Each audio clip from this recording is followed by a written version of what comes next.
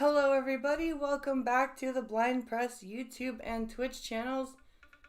I hope you are all doing well. I just want to make sure that everything is still working. Uh-oh.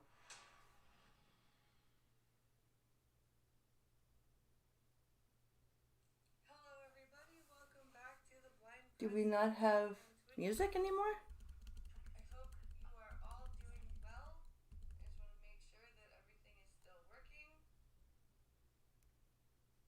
No. Yeah, it's weird. There's no more music now because of the Bluetooth. Okay. I just wanted to see because of my Bluetooth. I got a thing that said my Bluetooth firmware updated, but it's not going to work. Okay. My apologies.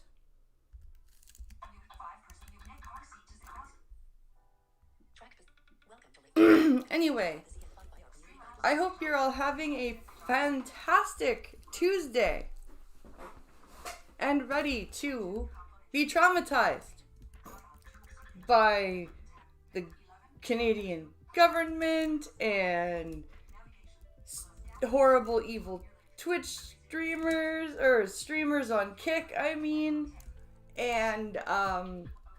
just the high-speed chases and just a whole bunch of different shit. I hope everybody's just ready to have a... This time, don't forget to actually... Wait. Okay. I will not forget. I promise.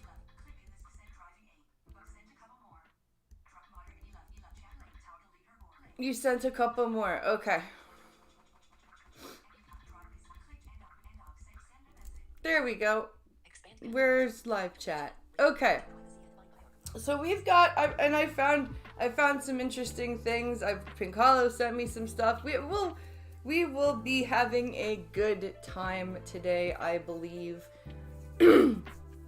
And I think for the foreseeable future, I will be doing King of the Hill matches and stuff on the Combat Hour.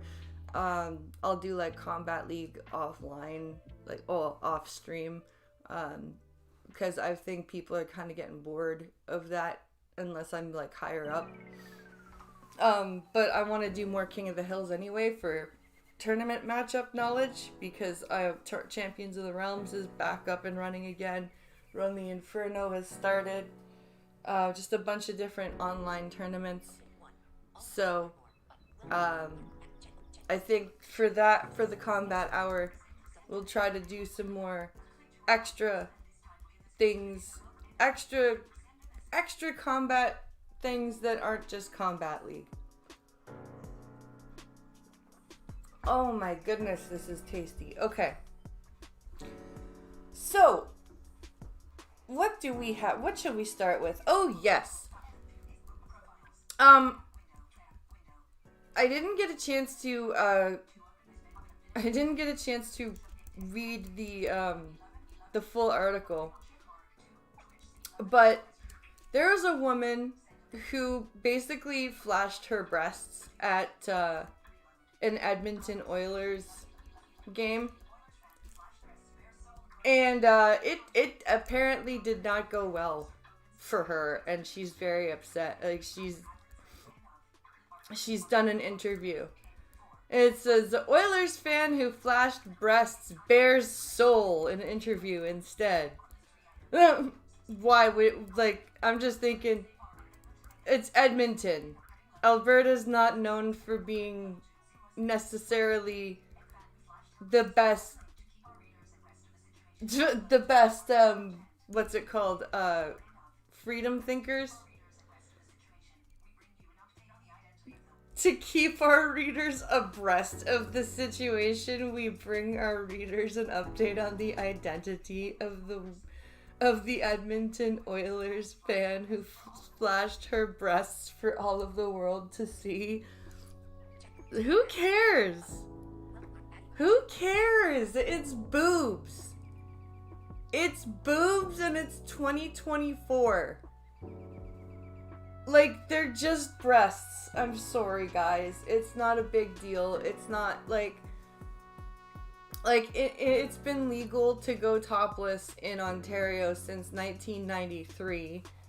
Men can go topless. Like, why is everybody freaking out about a woman's breasts? I don't understand.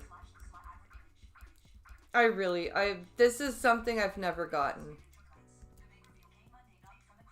The big reveal came Monday night from the crew at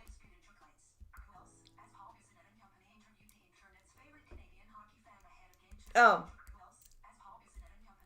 so the Spinnin' Chicklets. Okay, it's a sports duo. So these people were interviewing this fan at the head of game 2, and it's Oilers versus Florida Panthers, and let's see. So to recap, the Oilers fan went viral for flashing her breasts during the team's Game 5 win over the Dallas Stars. Okay. Big fucking deal. Why? Like, who cares?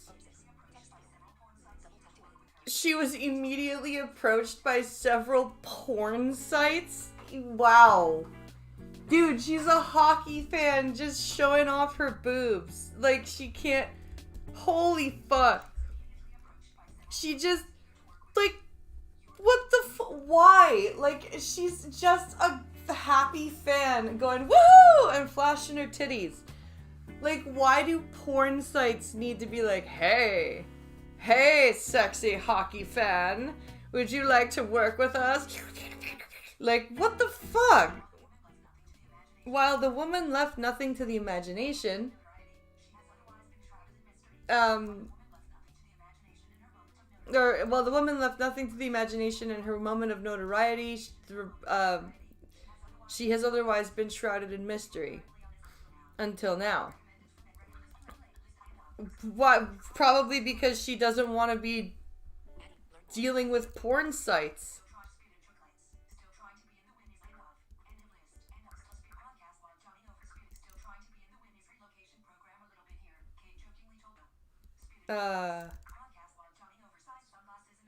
So she's wearing like oversized sunglasses and a cap, and she's like joking about being in some kind of a relocation program. Kate was asked what prompted her to lift her top or her Oilers jersey and flash her breasts. Well, because she was happy they won. The handful of cheesies I ate all day and the 8 Truly's hard seltzer I drank in the park. So she was drunk. She was drunk. And she doesn't know whether she got asked if she knows who posted the picture.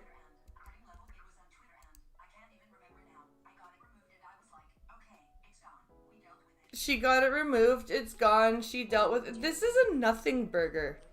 This is literally a nothing burger about how puritanical, like holy puritanical Batman. Oh no, a happy Oilers fan flashed her boobs. Now porn sites are attacked or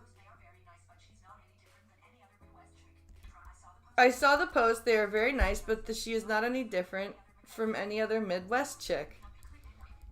Well, and like I said, like, why is this such a big deal? Like, it's boobs. Who cares? Like, how many guys have done streaking shit at sporting events?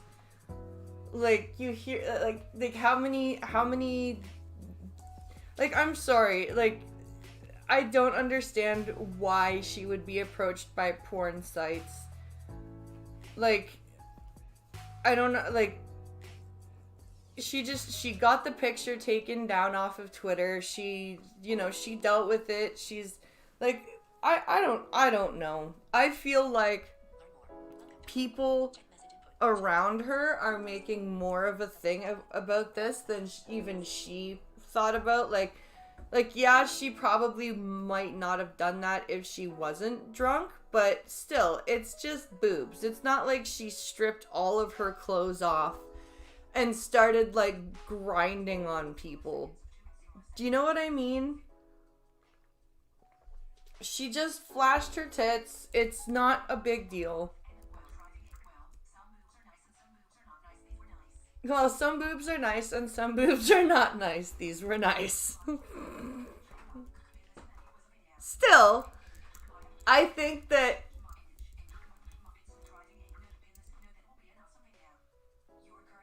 no, that would be an awesome video. No, like I don't understand. Like it's not that big of a deal.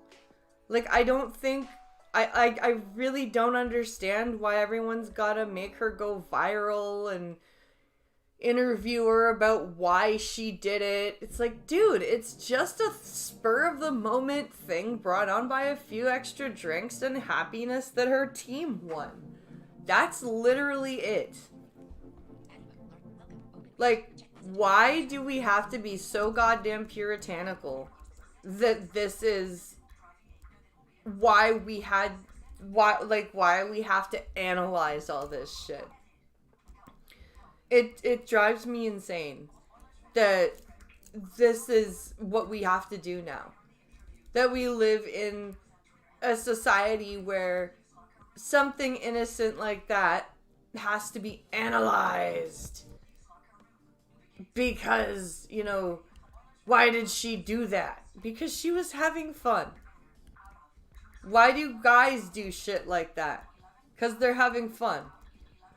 It's the same thing. Why is this a big deal? I don't understand. Okay.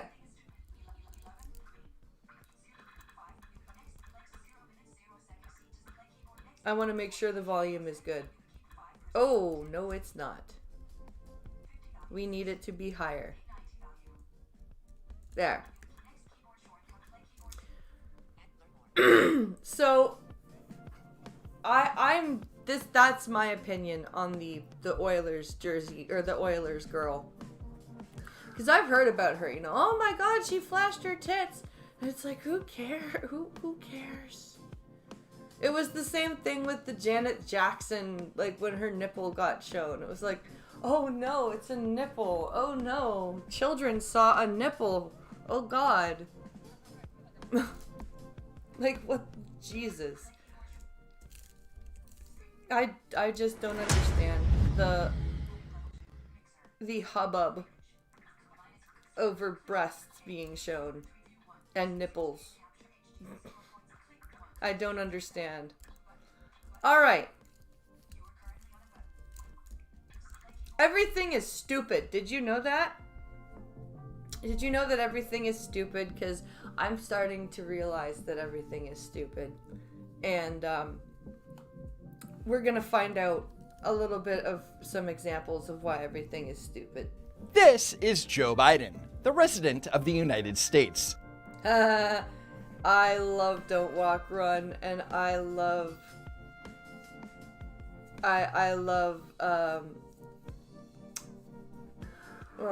his Joe Biden analyses. On June 5th, exactly 5 months before the 2024 election, the Wall Street Journal published an article titled, "Behind Closed Doors, Biden Shows Signs of Slipping." Oh, just behind closed doors, eh? Not right out in the open for all to see. It's just behind closed doors. Okay, WSJ, sure thing. To which the world replied, "No kidding." When President Biden met with congressional leaders in the West Wing in Mr. January, he spoke so What's softly up, at times sir? that some participants struggled to hear him. He read from notes. When President Biden met with congressional leaders in the West Wing in January, he spoke so softly at times that some participants struggled to hear him. Oh, well that's a problem. You do kind of need to hear the commander in chief while he's addressing you. It's kind of a necessary point that the president be audible. You know, just a thought. He read from notes to make obvious points, paused for extended periods, and sometimes closed his eyes for so long that some in the room wondered whether he had tuned out. Oh, tuned out or literally just fallen asleep? Just like closed his eyes and just like, Mr. President, are you with us, sir? Like, could you imagine? Should we wake him up? The article is based on interviews with more than 45 people over several months. Most of those who said that Biden performed poorly were Republicans, but some Democrats said he showed his age in several of the exchanges. Well, yeah. He does it in speeches. Like, he can't get the names of people who introduce him correctly. Like, he can't even recount stories of his own life properly. He can't, like, it's very noticeable. Like, there was one clip where he was like, when I was vice president in 2021 or 2020, I was like, or 2019, sorry. And I'm like, what? It's like, you were never vice president in 2019. What the fuck are you talking about? And none of this should be surprising to anyone who has a functioning brain. I mean, we see signs of slipping nearly every single time that Joe Biden makes a public appearance. Yep. My fellow Americans, I congratulate the Presidential Freedom Medal recipients and their families. They want to undo what they finally got done. Wait. And then what we finally got done to make up for it. So What? What? They what? Then who did what? And then what happened? What the fuck? so-called forever chemicals, referred to as PFAS, P-FAS-. 4 more years. Pause. 4 more years. Pause. And despite all of the evidence, Democrats and the media, same thing, would have you believe that Joe Biden, who you see stumble and bumble in public like every single appearance, Literally, like, you think Robin Williams' jokes about Ramblin' Joe Biden back in 2010 are nothing compared to shit that Joe Biden himself says now. is a sharp and vigorous leader behind the scenes. Yeah, sure. Yes. And they also want you to believe that the Wall Street Journal has basically now become the National Enquirer. So this was a classic hit piece, probably ordered up by the 93-year-old, fifth-time married Rupert Murdoch over the weekend. The Wall Street Journal article was a hit piece ordered up by the 93-year-old 5-time married Rupert Murdoch. Somebody sounds jealous that Rupert Murdoch just got remarried. Probably, you know? But I mean, this piece is so tilted, so off the mark. So what Mike Barnacle is saying is that it's fake news. He's going fake news. He's going fake news just like Trump did. Oh my God. Is he 81 years old? Yes. Is he a bit slower in terms of his reactions to some things? Probably. That I don't know. We don't know. 24 hours later. Distinguished guests, please welcome the Honorable Lloyd J. Austin III, Secretary of Defense of the United States of America. So the Wall Street Journal Okay, that's funny. That's just, oh my God. Oh my God, I can't even, just watching these comparisons. And honestly, like, as much as Trudeau has fucked up our country in 9 years, like, look at how quickly Biden has fucked up the states in 4. Like, it's crazy how quickly it went. It's gone downhill. Oh man. I can't even put into words how badly Joe has taken the country downhill in 4 short years. Article prominently features direct quotes from former Speaker of the House, Kevin McCarthy. He would ramble, said McCarthy, who led the Republican side of talks to increase the debt ceiling. He always had cards. He couldn't negotiate another way. He couldn't even negotiate without cue cards? Just... Mr. President, how about we go to this debt ceiling? I think that debt ceiling would be line... bad, because line, oh, right, it's like, Jesus Christ. And near the end of those talks, McCarthy claims that Joe Biden forgot certain parts of the deal that had already been negotiated. Oh, good. He was going back to all the old stuff that had been done for a long time, McCarthy said. What the fuck? He was like, it's like you negotiate half the shit, and then you're moving on to the other half, and he goes, oh, what about this? We finished that, sir. No, we didn't. Yes, sir, we did. Look, there's your signature right there. Let's move on. Oh my god. No, he's perfectly fine. And he was shocked when I'd say, no, Mr. President, we talked about that meetings ago. We are done with that. And all of that sounds plausible, right? It does. I could totally hear Mr. McCarthy being like, no, Mr. President, we've already done that. That's been negotiated and settled. We are now on this point. Like, hey, it's like listening to your parents and your grandparents talk, and your grandparents keep saying the same thing over and over again, and your parents are like, Dad, we've been having the same conversation for half an hour. Have we? Yes, we have. Can we move on, please? Just like, that's what this is. I mean, we are talking about the guy who needs notes with directions on how to enter a room and how to sit in the chair. What? So, direction, and all of that sounds plausible, right? I mean, we are talking about the guy who needs notes with directions on how to enter a room and how to sit in the chair. He actually does? He actually needs notes on how to walk in and sit down. Oh my god. So again, sounds legit. But of course, Morning Joe Scarborough, along with his team of Democrat sycophants, went all out to discredit the Journal's article by attacking former Speaker McCarthy. Of course. From Politico last year, quote, McCarthy mocked Biden's age and mental acuity in public. In public, like he did in this article. While privately telling allies that he found the president sharp and substantive in their conversations.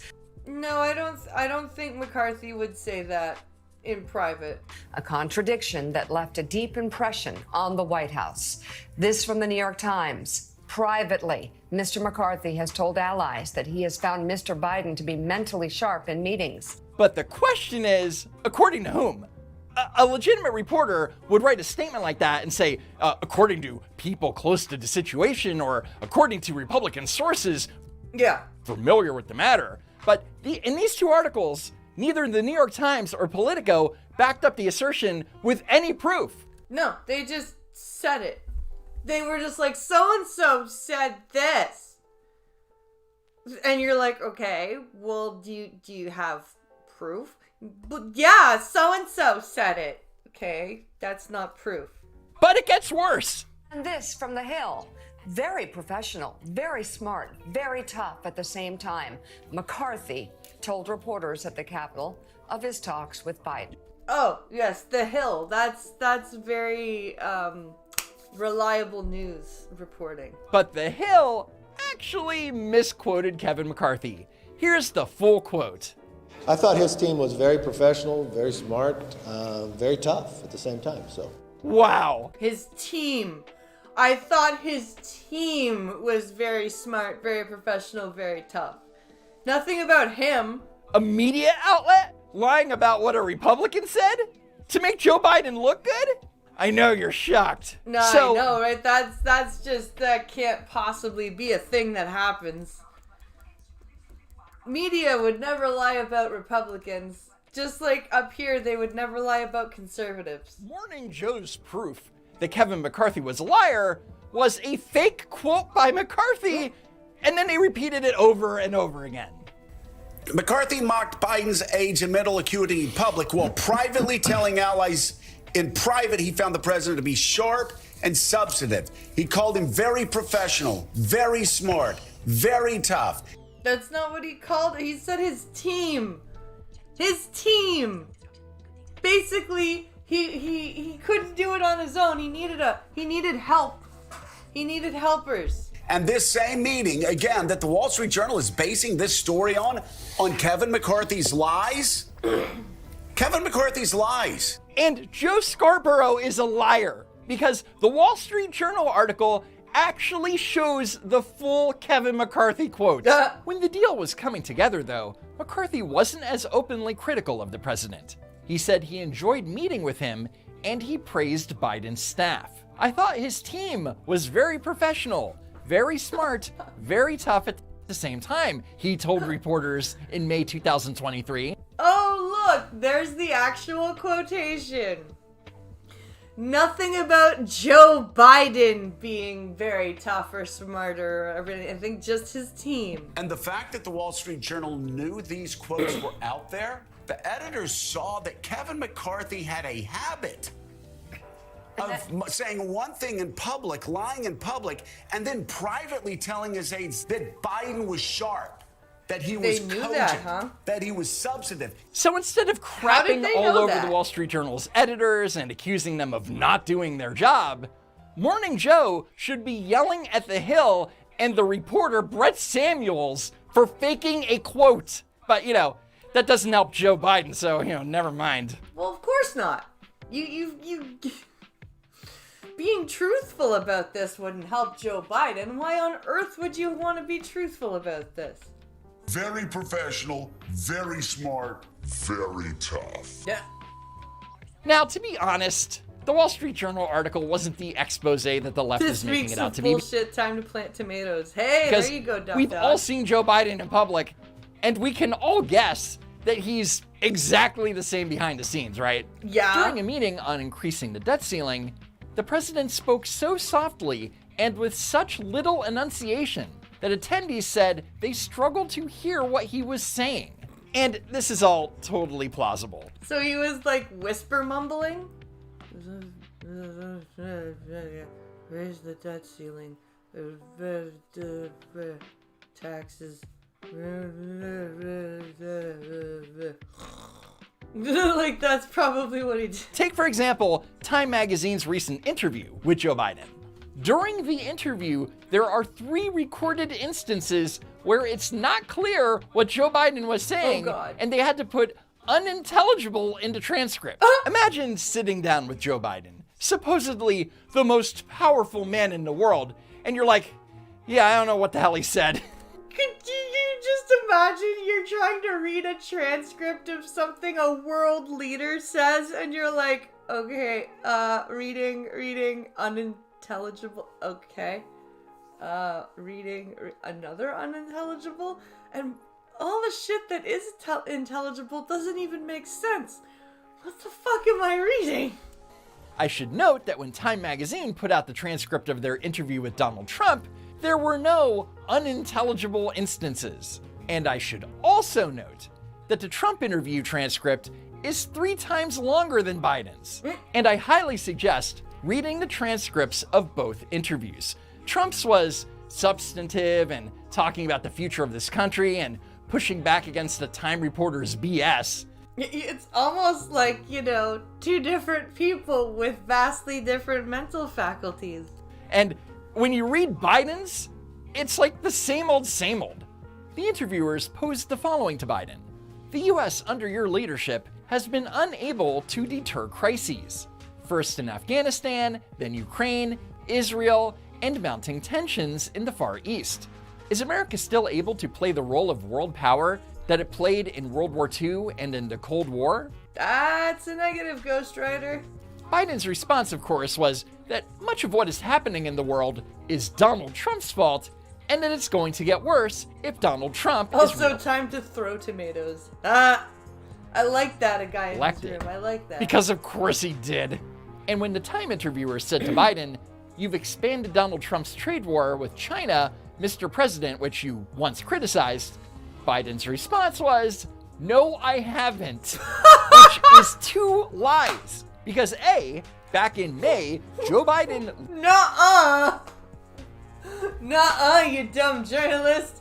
Nuh-uh! literally increased tariffs on China, and B, during his presidential campaign, literally criticized Donald Trump's tariffs on China. Would you keep the tariffs? No, hey, look, who said Trump's idea is a good one? Some feel that... Some 2 or 3 people. We're going after China in the wrong way. Yeah, and when Time asked about potential price increases that tariffs on China can bring, Biden said, "I made it clear to Putin from the very beginning that..." Except, of course, Putin has nothing to do with China. Putin? He made it clear to Putin. I bet you he did too. I bet you for a fact that fucking Biden looked Putin dead in the face and was like, "Listen, I'm raising the prices of goods from China." And Putin's like, "Why are you telling me this? I do not care, you stupid old man. What are you doing?" Like, what? And Xi Jinping is like, just sitting over there going, "Okay." Let alone Chinese tariffs. So Time added an editor's note that Biden appeared to mean President Xi, not Putin. Wow, so understanding. And speaking of Vladimir Putin, Joe Biden recently made a dubious claim. I've known him for over 40 years. He's concerned me for 40 years. He's not a decent man. He's a dictator. But the New York Post pointed out that Joe Biden couldn't have known Vladimir Putin for 40 years, considering that Putin was a KGB agent from 1975 to 1991. Yeah, how would Joe have known him for 40 years? What the fuck? Joe, were you a CIA agent? Did you cross paths with him? Like, this is crazy. What the hell is he even talking about? I'm like, holy shit. I've known Putin for 40 years. What? Wow. Okay. I'm sure you have there, Joe. Furthermore, prior to becoming president, Joe Biden had only met Putin one other time, and that was back in March 2011. In other words, no, Joe Biden hasn't known Putin for 40 years, so he's either A, lying, or B, Joe Biden actually believes what he's saying. He might actually believe that he's known Putin for 40 years. He very well may believe that. Either one is disqualifying. The idea that we become semi-isolationists now, which some are talking about, I mean, the idea we had to wait all those months just to get the money for Iraq because we were waiting, I mean, it's just... And he just confused Ukraine with Iraq, which is why the majority of the American people believe that Joe Biden is not mentally capable of serving a second term. He did just confuse Ukraine with Iraq. That's very concerned. They are not even geographically anywhere close to each other. What the hell? Here's Martha McCallum on the matter. In terms of voters saying who is more mentally and physically fit, to serve. On those measures, and there it is up on the screen, the former President Trump is plus 21 in this polling, and it goes down, the list of mentally sound and sharp, physically healthy, or not, quote, too old. There is not one poll, not a single poll, where Joe Biden is considered to be more physically and mentally fit for office than Donald Trump. No. And Senator Chris... Because he's not. Like, I'm not a Trump fan. Like, I think a lot of what Trump says is kind of dumb. I feel like he's very blowhard. But I also feel like he's probably the better option between Joe Biden and him. And I also, you can definitely tell that he has still got his mental faculties, whereas Joe Biden just clearly doesn't. Coons explains why. The poll you just showed reflects the fact that there's been a lot of coverage of minor slips, of small ways in which President Biden reflects the fact that all of us who have demanding lives in public service sometimes misspeak. Oh, I see. Oh, it's not that Biden bloopers and blunders on the daily. It's that the media is covering Joe Biden in a negative way nonstop. Yes, it's the media's fault, and it's Joe Biden's demanding job that makes him misspeak. I'm sorry, if you're responding to your stressful job to the point where you can't even communicate properly when you're the leader of the free world, I think it's time for you to step down. The reality is that every major news outlet that isn't named Fox News or the New York Post refuse to even acknowledge that Joe Biden is a train wreck. Instead, they repeat the Democrat talking point that Joe Biden is amazing. He is sharp, he is engaged, and he is commanding. Well, right now, I'm going to play a clip that disputes every single word in that statement. Oh boy. Enjoy.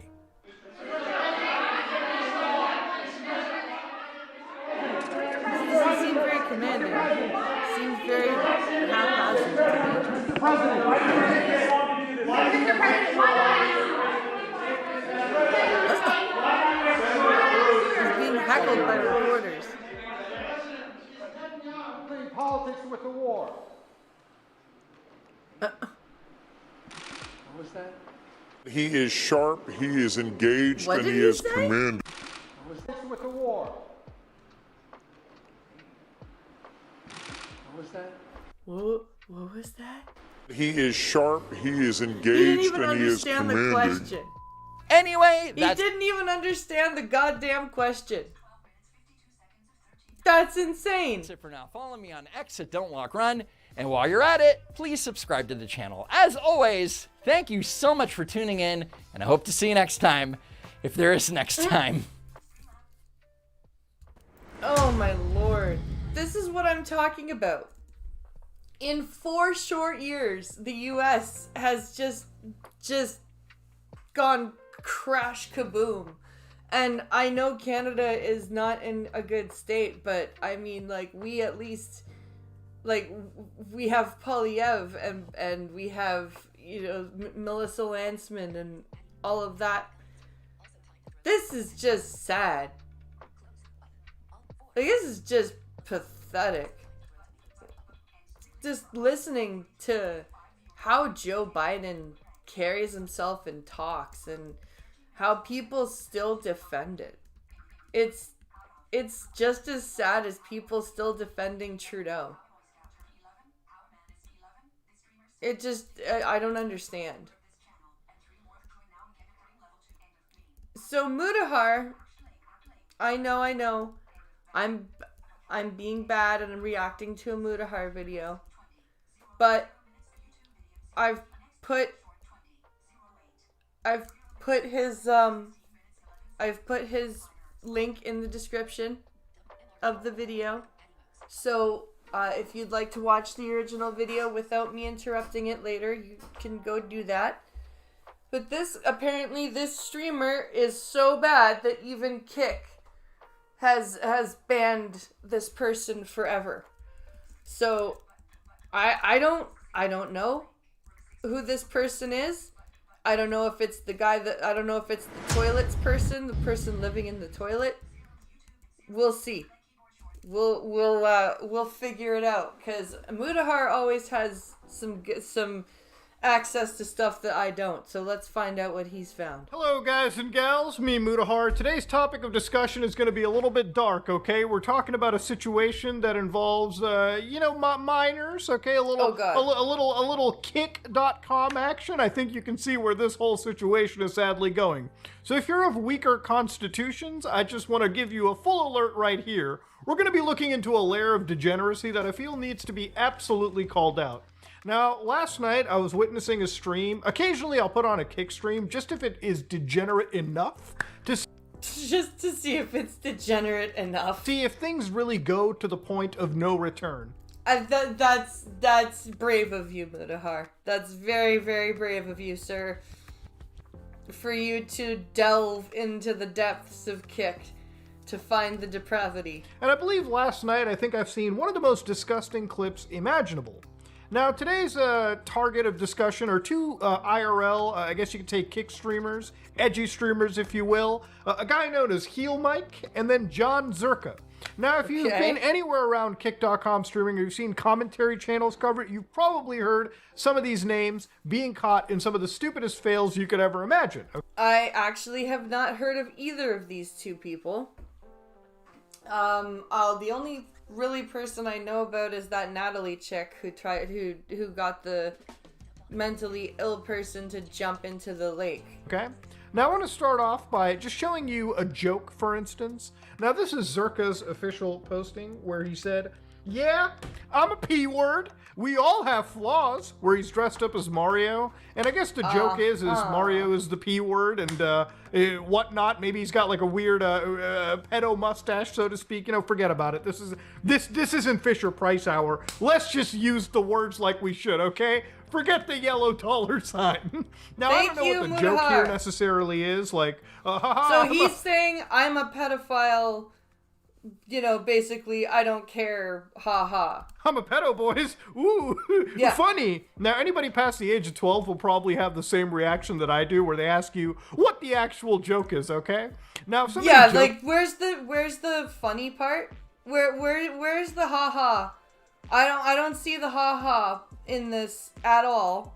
I really don't. I'm looking, I'm thinking, I'm analyzing, and I still don't see it. About this is a pretty serious thing to joke about, okay? You probably don't want to be caught in situations where people are actually maybe thinking you are a pedo, right? Yeah. Maybe you don't want to be banned potentially from Kick, by the way, indefinitely it seems. 404, both accounts been hit with it, okay? Good. Where's the George Bush meme? President, there have been a second ban has hit Kick. For allegedly soliciting a minor, okay? You probably don't want to be hit with things like that. So what was the story, ladies and gentlemen? Last night, as these individuals were IRL streaming, it seems as though they had started to bring some women over to the house. Now, one of these girls, right over here, and I'm going to be blurring faces just because if this girl is actually underage, I don't really feel comfortable showing her on the channel. But this girl is visibly underage, okay? To give you an idea, all right, I've been around the block. I'm 30 years old myself. I've been to my fair share of clubs and social outings. I can tell you right now, anybody looks that young, I am staying far away, okay? Yeah, like, there's the thing. There's a thing, like, being blind, right? I go by voice, right? If I hear, like, one of the things that's going on with me right now is I get these, like, 15-year-old boys going, "I like your TikTok lives." And I'm just like, no. Go away. You should not be watching me. Okay, because let me tell you right now, catching a charge down the road is just not worth it. Now, one of the easiest parts about my career as an online content creator is just not doing kids, okay? It's literally just that easy, okay? You just don't get involved. Doesn't seem that difficult, or doesn't seem that easy for these guys, because they apparently have a whole slew of clips that have been floating around the internet of them actually interacting with these minors. Oh, good! So the clips that I'm not showing you, receipts! this one in particular, Zerka goes in and just goes, imagine this Coke can was this girl. Zerka basically goes, full contact, okay?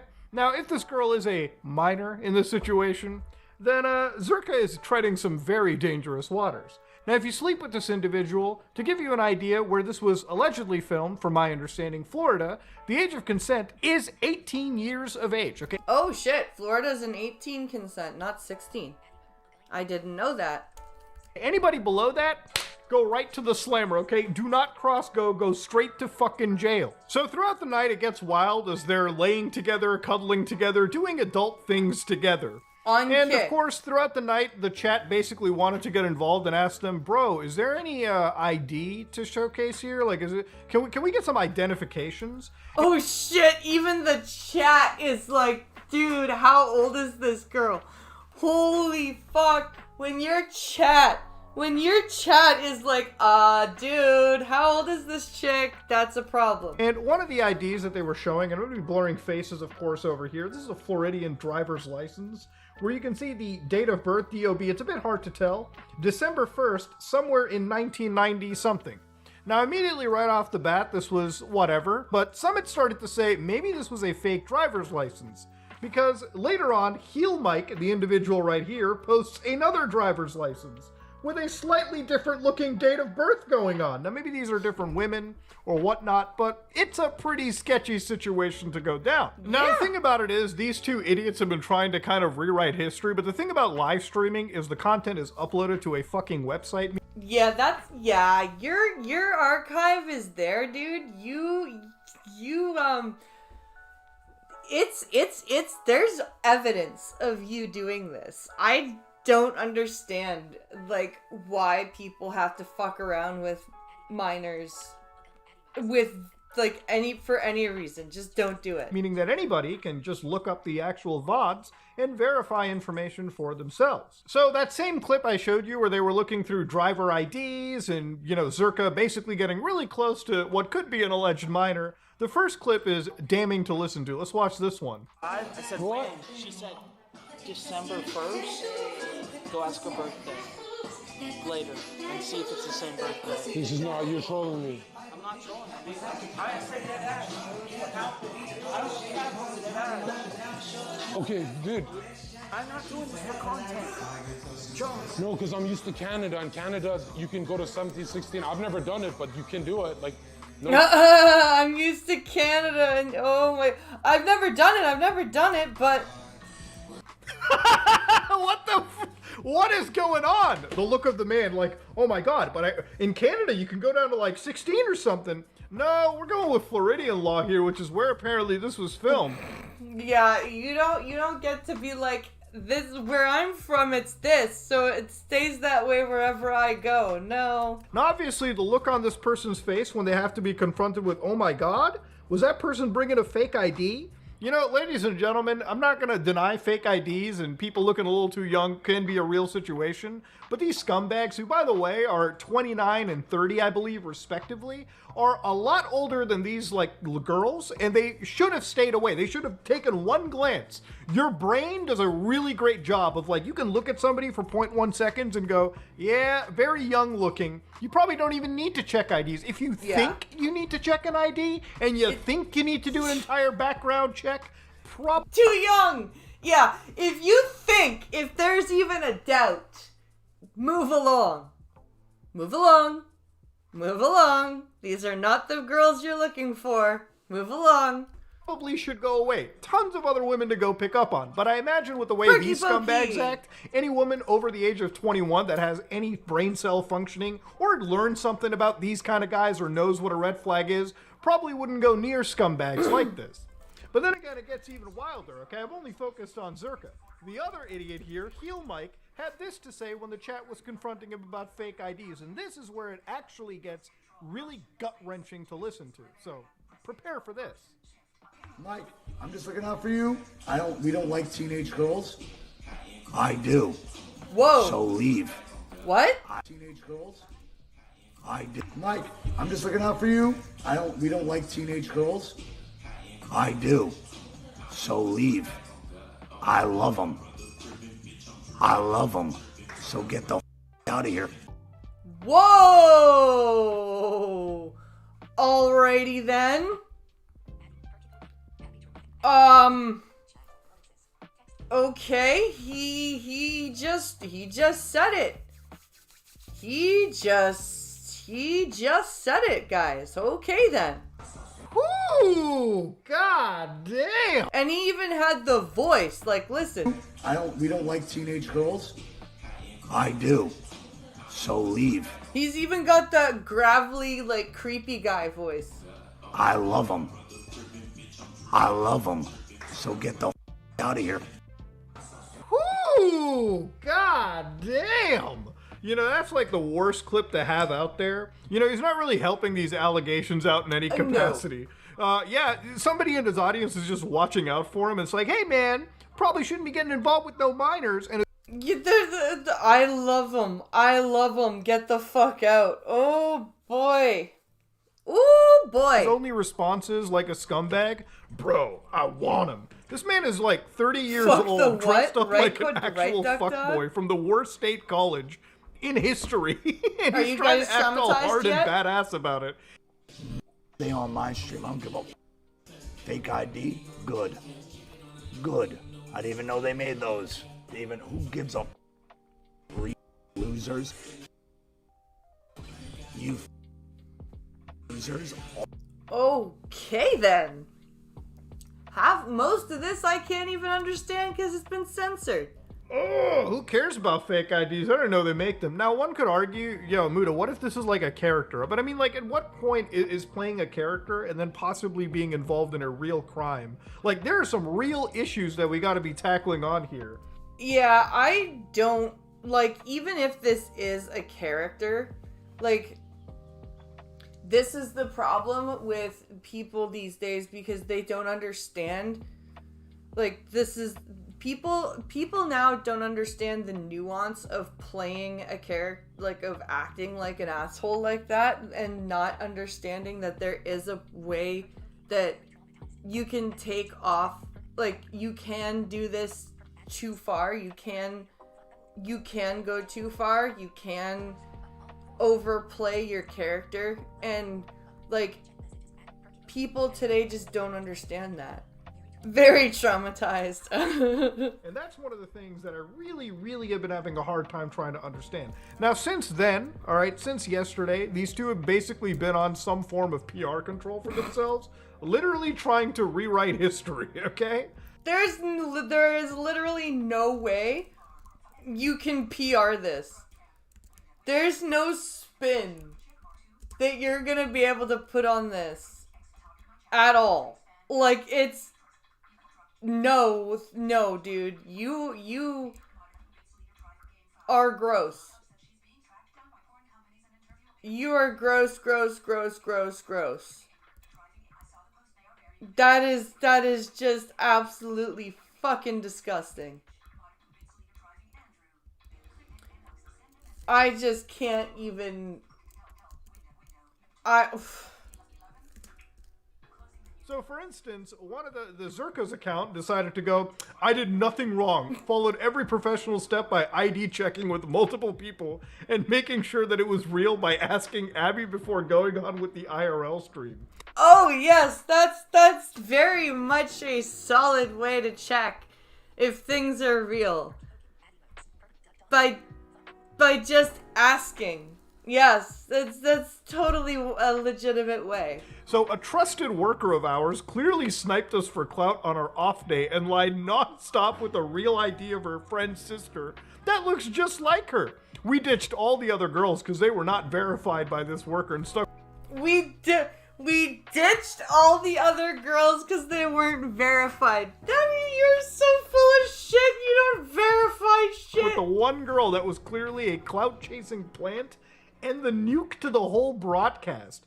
We did not delete the VOD because we've got nothing to hide. We put our whole lives and opinions on 24-hour broadcasts and say whatever we want openly for years. Now try answering this question without joking. What would you have done differently?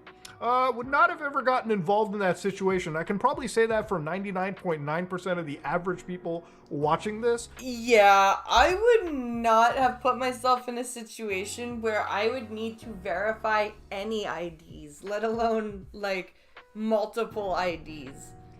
What the fuck?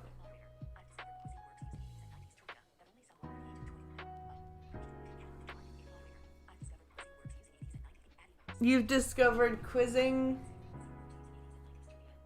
Quizzing works using 80s and 90s trivia that only someone over the age of 20 would know. There you go. That works. Not the 9-year-olds that are probably thinking you guys are the shit and then they'll eventually grow out of this at some point. It's one of the reasons why these people eventually lose their entire careers or succumb to snorting so much fucking cocaine and imploding on themselves that they become a lost relic of the older age, okay? These people are not based individuals. They're people that are unfortunately the targets of serious allegations, and they're not helping themselves with their own jokes or their own actions. And I think as a community, we should all come together and laugh at this stuff collectively because, yeah, these people bring it upon themselves. And honestly, by laughing and calling out their stupidity, it's only really that you'll get actual younger people to watch this stuff and really learn and think, oh yeah, maybe this shit isn't as based as I once thought. God damn. Yes, exactly. Show the younger generation that these new streamers are idiots. Like, like this is why I don't let the kids watch like the streamers and stuff, the kids YouTubers and whatever, because they're ridiculous. Like I show them like science videos and shit, and if I'm watching like my Mortal Kombat content creators, I'll show them on how to be like a good content creator without, you know, being rude and whatever. It's totally, you can be a gaming content creator without being an asshole. So anyways, Dumb and Dumber comes out and says, last night we got set up by a trusted worker of mine. Oh, this is me kicking out the girls. Secret recording, by the way. She wanted fame so bad that she tried taking us down for it. They both snakes. Nasty and evil women. Told you we are innocent, you stupid fucks. Yeah, that's what innocent people do. They act like that. They call people stupid fucks. Yes, that's exactly what innocent people do. Yes. Yes. This is crazy. This is nuts. I didn't even know. I wouldn't Swear on the Bible and God and Christ. Swear on your swear on your mother, your dad, your whole family, your whole look at me. Your whole family dies if you don't say, if you lie. You're above 18. Jesus Christ, your whole dude, if you need to go that direction, she's not worth it. Okay? Go find someone who you know is over 18. In fact, go find someone who's over 21. Okay? Go there. I'm above 18 on my whole family. Swear to God. I swear to God. Abby, you have been friends with her? Bro, if you gotta get them to like put their hand on the Bible, just don't get involved, you jackasses. I mean, this is like the most basic shit that you can ever tell somebody. Like, come on now. Now, from what it seems, somebody even jumped in and contacted the father of the situation. Oh shit! Oh shit! That's not gonna be good when you and the dad gets called. And asked, yo, is this person your daughter? And they're like, yeah, she is. Is she underage? Yeah, what the hell? She's 16. Now, I can't confirm the veracity of this message, but given the fact that we've got possible fake IDs and everything, probably should stay away from anybody of that age. Yeah, that's just, fucking, and the girls that have fake IDs, I can't stand those girls. The girls that either have a fake ID or the ones that borrow their friend's ID, and the friends that let their friends borrow their IDs are just as guilty. I fucking hate those girls because they're like, and they don't care. They don't care that guys that they fuck around with could catch a case. They don't give a fuck. As long as their itch gets scratched, and it's fucking disgusting. Don't forget Zerka is part of that red pill crowd. Oh, is that the Zerka? That's the same Zerka? I didn't think that was the same Zerka. Holy shit. I thought that was a different Zerka. That's funny. That is fucking hilarious. I thought for a second that they might be the same person, but then I was like, no, it can't be the same person. Holy shit. That's hilarious. Period. Now, thankfully, Willie Mack has been one of the other frontline journalists in this situation trying to get to the bottom of the story. And he is one that straight up tells you, like I'm telling you, this man's straight up lying. They asked for her ID. She said she didn't have it, and I showed you the clip of them actually looking through her identification. Zerka continues to kiss her, and Josiah said she shouldn't. But she has no ID. And Mike, literally, we played the clip. They ain't ID checking. You're a slur, slur, slur. We're live on stream. Wow. That's Now this makes more sense to me. And of course, Mike decides to also post something on the Discord as well, too. Their own official Discord. What these jackasses forget is it takes 5 seconds to go into a Discord, hit the general tab, go to the search, type in the username of the account, and find out this guy yesterday at 9:46, zero regrets, good night, posting scummy images like this. Again, all this information is freely accessible and out there. And I'm sure if there were any authorities looking into this, these guys don't help them. Even if you delete this shit, it's still out there. Yeah, it's archived. It's like just, and these people do not need these people do not need help. They need to be freaking taken off. And look, maybe this girl is 18, maybe punished. she is not, but the situation of being set up, these people were not. And that's one of the reasons why they ended up getting banned on Kick of all places. And I'm not going to sit here and congratulate Kick by saying, wow, you got rid of 2 scummy individuals. This is like the bare minimum that any organization basically has to do. Yeah, Kick, like, this is why I won't go and stream on Kick, because Kick has so much, like, actual degeneracy. Over, like, everyone's like, oh, TikTok is so bad, oh, blah blah blah. No, fucking look at Kick. Look at Kick and Telegram, and then come and tell me how bad fucking TikTok is for its lives and shit like that. Are there shady ass people on TikTok? Yeah, but like Kick, Telegram. Yeah, these are all fresh and fit dick riders. Oh, of course they are. Of course they are. And with the amount of people that are like these two basically trying to rewrite history by saying that they were set up or that these women are coming after them, absolute bullshit. Whatever. These are 2 complete jackass idiots that decided to play way too close to the goddamn sun, made complete fools of themselves, and have basically gotten themselves involved in a situation that is very, very highly illegal. Now again, I'm not here to say that these girls were underage or not. Honestly, I think a law enforcement agency should check it. But to be fair with you, looking into this situation and the jokes that they've made, I'm not erring on giving these people any form of credibility or any form of leeway. These people are scumbags. And I feel for the large portion of community that watches them that aren't bots on streams, younger kids, younger individuals who probably look up to guys like this, I gotta ask you, why? What makes them so based?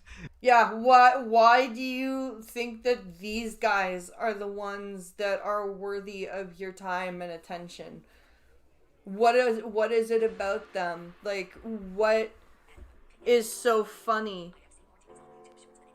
I have seen more titties on YouTube Shorts than anywhere else. TikTok is not as bad as YouTube Shorts anymore. That is true from what you've described to me. Or Instagram freaking Reels. What you were describing to me the other day on Instagram Reels, that was crazy. But yeah, these kick assholes, I don't know. Getting near minors like this, being 10 years older than women like this and picking up on them in the scummiest fuckboy ways possible is just cringe. Yeah. Every guy thinks this is cringe. The only guys that don't think this is cringe are these guys who try to peak themselves with these like weird red pill manly dudes.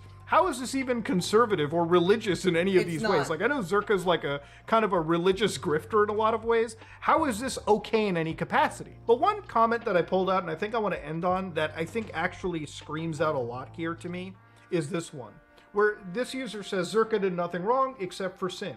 But he did not break any laws. He should be locked up for, no, she should be locked up for using a fake ID that is a felony. I think it's a felony for not using proper punctuation, but hey, we don't all get what we want. This is the problem. These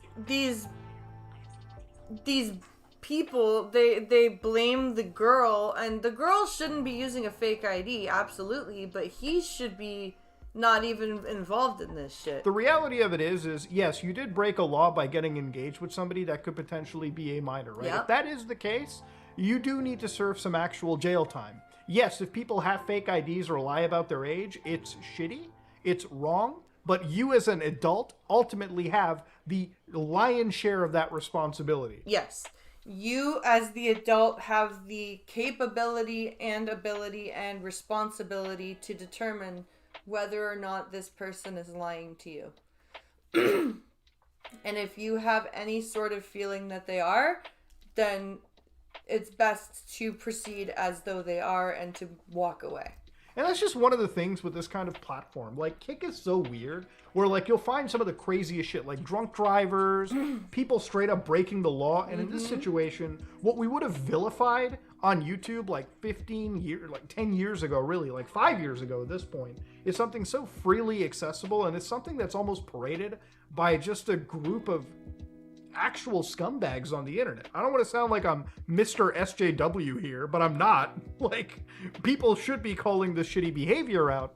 Yeah. And honestly, you know, Kick did the right thing by banning these individuals, but honestly, that's just the bare minimum what any platform could expect to do. But hey, maybe these guys have like some magic pulled out of their hat. Maybe this is some content that they filmed out, and maybe it's some elaborate hoax, but honestly, given everything that I've seen, it's just disgusting, and it's something that needs to absolutely be called out. To be fair with you, making jokes throughout a video like this is difficult enough already, because there's just a level of anger that brews up inside whenever I see shit like this happening. Yeah, it's... To me, I feel like Kick seems to be this platform where people who want to do the most degenerate shit in front of other people go. Like, it's like there's no accountability over on Kick, and for them to have banned these guys feels like it was like, oh, fine, we'll ban them. You know what I mean? Like, we have to do something. We may as well ban them, because otherwise people are going to not want to use our platform. Like, it was, I think it was a what's the word I'm looking for? A self-aggrandizing ban, rather than a ban that means anything. It was a ban for Kick to save their own ass, rather than a ban to punish, I think. And I think that's the problem with Kick, is that instead of punishing its streamers, especially the streamers that actually have contracts with Kick, that they just punish, like they do things that will like save the company's face instead of punish the content person.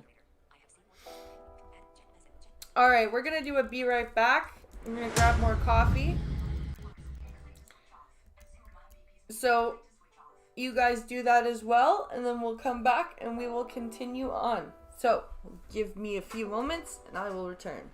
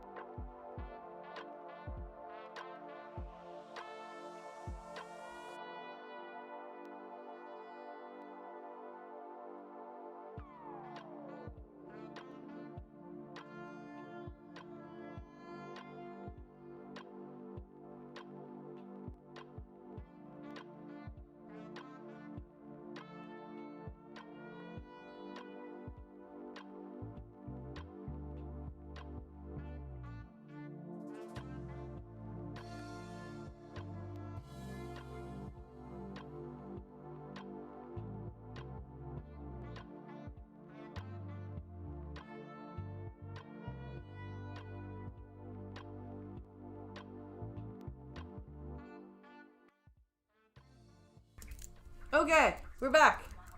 Sorry about that. Whew.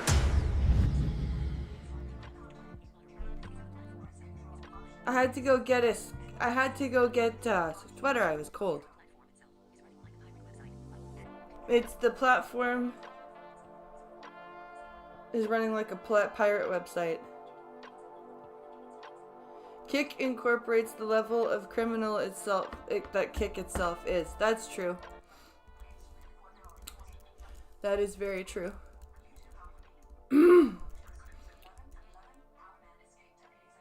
Right, okay.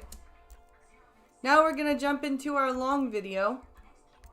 Visual Venture put out a video a couple of days ago, and I've been really liking the Visual Venture stuff, so I grabbed it. And it's called How a Boy Scout Became a $1.2 billion drug dealer. So, I do not know who this person is. And I don't know who this video, I do not know who this video is about. So let's learn together. Shall we? The biggest criminal trial in the history of the internet is over this morning. Ross is an exceptional person. He's an Eagle Scout, scholarship student, scientist. He is charged with running a continuing criminal enterprise. I want to have had a substantial positive impact on the future of humanity by that time. You got the call, Ross is in trouble, and what went through your mind? In 2013, Kirk and Lynn Ulbricht received some bad news. They found out their son, Ross, was secretly a criminal, and that he'd just been arrested. Who is this guy? This is why I like the Visual Venture channel, because he finds these people that I've never heard of, but are so, their stories are so insane that this is crazy. It was like a bomb went off in the house. We had no idea that anything like that was coming. They said Ross was peace-loving and compassionate. What crime did he commit? It sounds like the plot of a movie. A U.S. man was able to hide behind a false identity, operating a sophisticated illegal drug website. Ross created Silk Road, a website where people could buy and sell. A movie. A U.S. man was able to hide behind a false identity, operating a sophisticated illegal drug website. Ross created Silk Road, a website.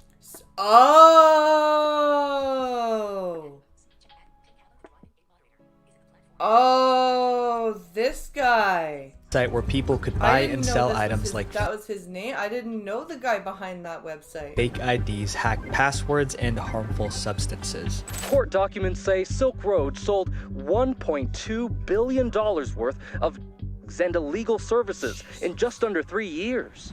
That's insane. I didn't know this was the guy behind that website. Holy shit. This is, again, everybody should go subscribe to Visual Venture. This is why I like this channel. But after Ross was arrested, everyone asked the same question. How on earth did this shy kid from Texas turn into a criminal kingpin who put hits on 6 people? He was like one dude with a laptop that unleashed this thing that kind of metastasized and went over the whole world. This is the insane story of how a former Boy Scout became a $1.2 billion drug lord. My name is Visual Venture. I hope you guys have an amazing day. The innocent Boy Scout. To understand Ross's transformation, we have to go back to his childhood. Born in 1984, Ross Ulbricht grew up in Austin, Texas. He's your age, honey. That's hilarious. With his parents, Kirk and Lynn, and his sister, Kala. Ross always got good grades, and those who personally knew him thought of him as a bright and smart kid. But while his performance in class was amazing, what he did outside of school was even more impressive. He's an exceptional kid. He was an exceptional kid. He had qualities that are noble. As a kid, Ross was a Boy Scout. The mission of the Boy Scouts is to prepare young people to make ethical and moral choices over their lifetimes. Yeah. To be moral, to be prepared. I thought this was the guy.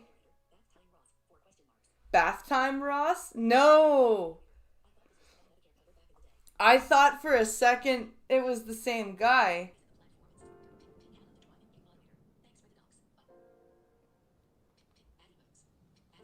You've already said your age in chat last week. To become a Boy Scout, Ross swore an oath to help others at all times and stay morally straight. He cares about people. He's honest, trustworthy. Ross was so good that he was promoted to Eagle Scout, a position given to Boy Scouts. Ross was so good that he was promoted to Eagle Scout, a position given to Boy Scouts with the best character. Thanks to his good grades, Ross earned a scholarship to the University of Texas at Dallas and majored in physics. From there, he landed a graduate scholarship at Penn State. Holy shit, good. A master's in material science. From there, he landed a graduate scholarship at Penn State for a master's in material science and engineering. So this kid was smart.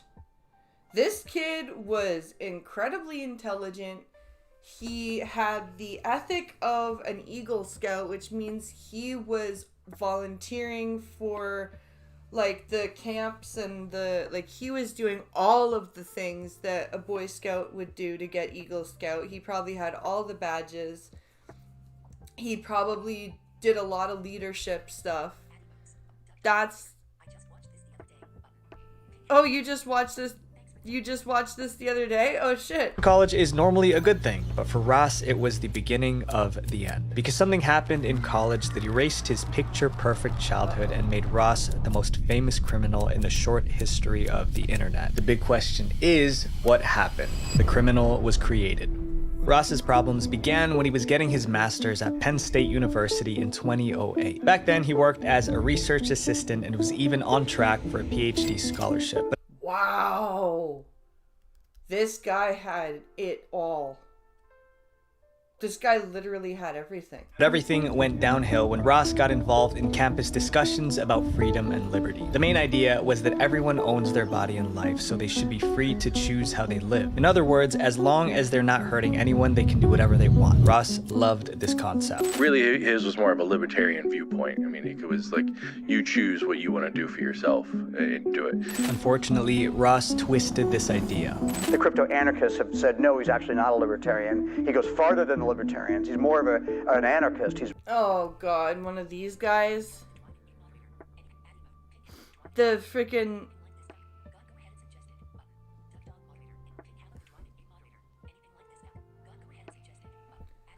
yeah, Duck Dog, if you have any more like this, please suggest it. I know you're on Twitter and stuff, like tag us in it.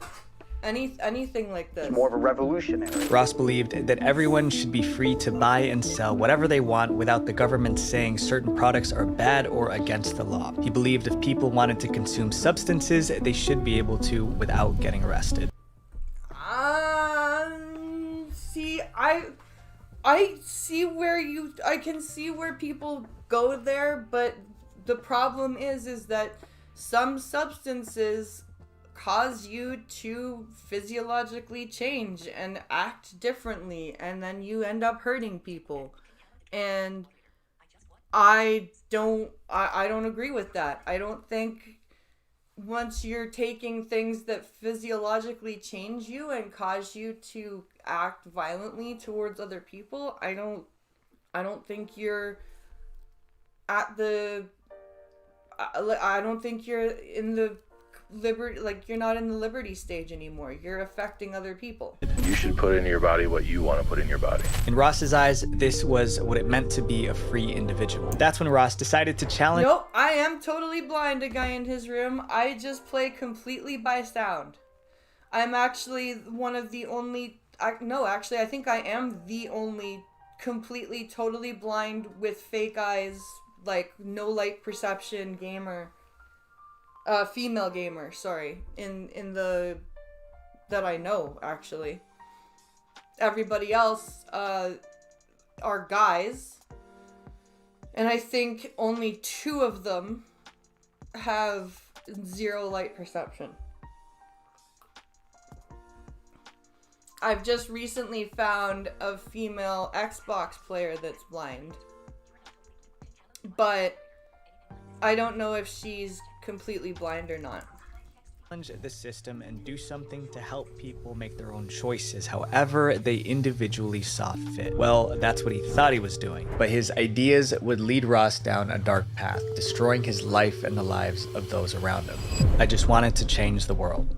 Ross finished his master's in 2009 and was excited about life after college. He moved back to Austin to start his own business. However, the world of business had some wicked surprises waiting for Ross, and his first painful experience was just around the corner. Well, 2009 was the recession.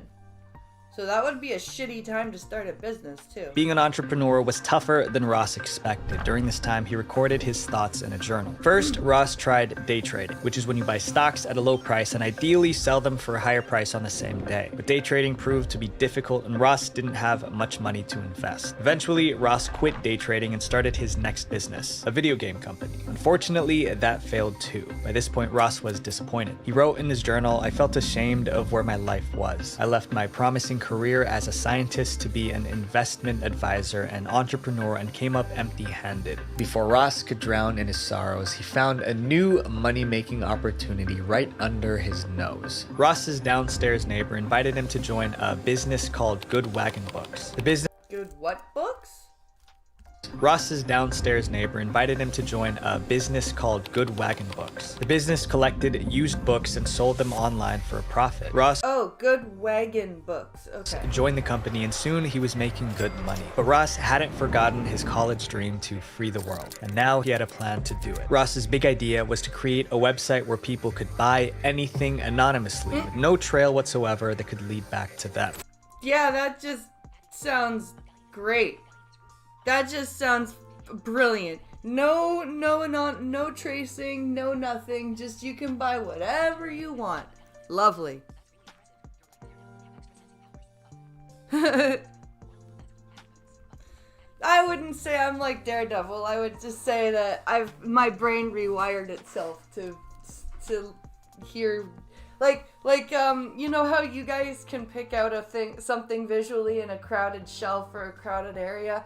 That's what I do. I pick out noises from sound. Like I pick out different noises from different sounds, and that's basically it. Log into the site, browse or search for whatever services they want, and then anonymously pay for it through Bitcoins and have it sent to whatever location they want. Ross learned to code and started building the website. To make sure the police couldn't trace the site back to him, Ross put the website Money day starting in Mississauga, ending in London. Oh, nice, honey. You're gonna be tired though. On the dark web, which is a part of the internet that's made up of hidden sites you can't find through conventional web browsers. Anything that you send to this through this internet is completely encrypted and nobody knows that it's you who sent it. But there was an issue of payment. If customers paid with their credit cards, it could be traced back to them. So he basically started the darknet. Ross made the site only accept Bitcoin as payment, so that all transactions were encrypted and hence untraceable. You know, in cybercrime, you go after one, the IP address, and trace it through the network, or two, you go after the cache, and this one kind of blocked both. Although he had to keep it a secret, Ross couldn't resist the urge to brag a little bit. Well, why? But still, why? Here, let me create this thing where you can buy anything you want. And let me make it encrypted, but then let me brag about it.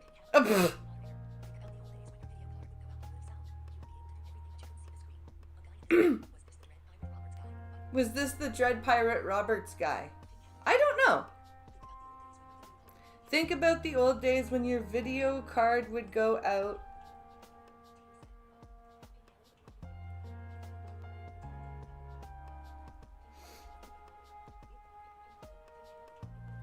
Yes, a guy in his room, what Pink Hollow said. So he went on his LinkedIn profile and wrote, "I'm creating an economic simulation to give people a first-hand experience of what it would be like to live in a world without the systemic use of force." After months of writing code, Ross was ready to launch. In early 2011, at 26 years old, he put the website online, calling it Silk Road. The name Silk Road comes from a historical route that allowed traders to move goods between Asia and Europe safely for over 1,500 years. Yeah, and a whole bunch of horrible shit happened too, like slave trade and you know, plague and all sorts of fun things. Ross wrote in his journal, "I'm creating a year of prosperity and power beyond what I ever experienced before. Silk Road is going to become a phenomenon, and at least one person will tell me about it unknowingly that I was its creator." But if Ross knew what was coming, he would have felt scared, not excited, because Silk Road was about to turn Ross's life into a chaotic mess, starting with one question. How in the world was he going to find criminals willing to sell their products on a secret website? Also, how in the world do you not expect your life to become a complete mess when you're selling criminals on selling criminal goods on a secret website? Before we talk about Ross's interesting methods of promoting Silk Road, I want to thank this video sponsor, War Thunder. War Thunder is a vehicle concept and armored vehicles to modern fighter jets and tanks. The graphics are stunning and the sound effects are lifelike, which immerses you into the experience. Cool. The unique feature of War Thunder is its detailed damage model, where the vehicles are broken down into their individual parts, like the engine and fuel tank. When a vehicle is destroyed, the X-ray view reveals the exact impact point and the components where the vehicle was damaged. Personally, I've never seen anything like it. This game also has a variety of camouflage, historical markings, and decorations for you to customize your vehicles however you would like. You can even choose ones created by you guys, the community. So I use a gaming computer to create these videos, but games like Apex still lag for me. But War Thunder is optimized to run smoothly even on regular machines. Join the community of over 70 million players for some intense PvP battles. And for you military history enthusiasts, this game is made for you. Play War Thunder for free on PC, PlayStation, or Xbox now by using my link in the pinned comment or description. New and returning players that haven't played in 6 months across all platforms get a massive bonus pack that includes the Eagle of Valor, 100,000 silver lines, and 7 days of premium account only for a limited time. The genius Tor browsers were developed by the NSA. They created the darknet. Ah! He just used it to create the Silk Road. Oh wow, okay, still sounds like Daredevil to me. marketing strategy. Ross didn't know what to do, but needed to attract buyers and sellers fast without drawing attention to himself. Running digital ads was definitely not part of the plan. But then Ross came up with an idea so creative, it made him look like a marketing genius. Ross didn't want anyone to know he created Silk Road, so he decided to promote it as if he were a customer. Using the name Altoid, Ross made posts on internet forums pretending to be a regular guy who'd heard about Silk Road. He wrote, "I came across this website called Silk Road. It's a Tor hidden service that claims to allow you to buy and sell anything anonymously. I'm thinking of buying off it, but wanted to see if anyone here had heard of it and could recommend it." That's actually very smart. That's really a smart idea, because then people will be like, people will go check it out, and then they'll go and maybe put their own merchandise up. That's actually really smart. His plan worked, and people from these forums trooped to Silk Road to check it out. In the beginning, the only product on Silk Road was mushrooms Ross had grown himself. A few days later came the first sale, then more. Pretty soon, other vendors started listing their products on Silk Road too. Bill, not his real name, is a vendor on Silk Road who posts to customers in Australia. The products were organized under categories with sellers from more than 10 different countries. And he says business is good. Australian traffic is doubled, tripled, quadrupled. There's more vendors now. There's definitely more buyers. Ross had a booming business. This is insane. This is crazy. All because he pretended not. He's like, hey, has anyone heard of this thing? You should, and he marketed it as if he was just another customer. And it even got to the point where he began creating seller guides to ensure products were free from detection. Buyers could even give sellers a rating after receiving their items. It was the first of its kind, and people sought it out. I rate my drug dealer 5 out of 5. This heroin was top notch, and the service was excellent. He threw in a sharps container full of clean needles for me. It was brilliant.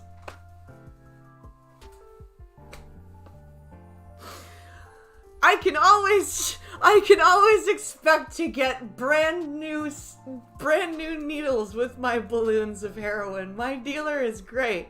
They're always packaged well.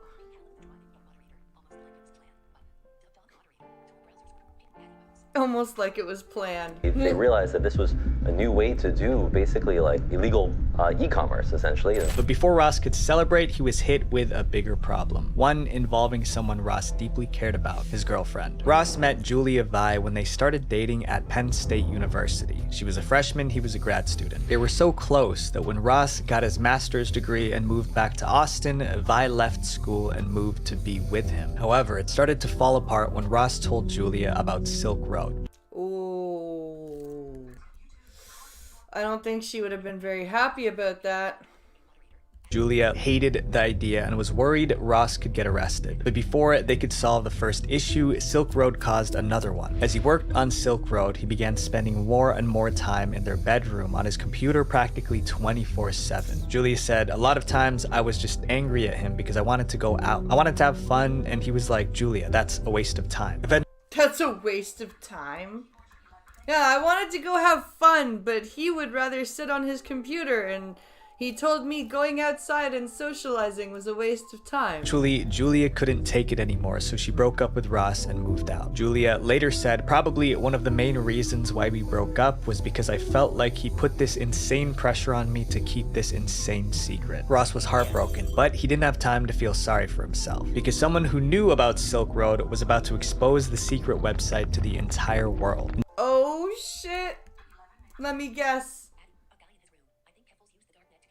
I think Keffels used the darknet to get drugs. It was in that Mutahar video. Oh! This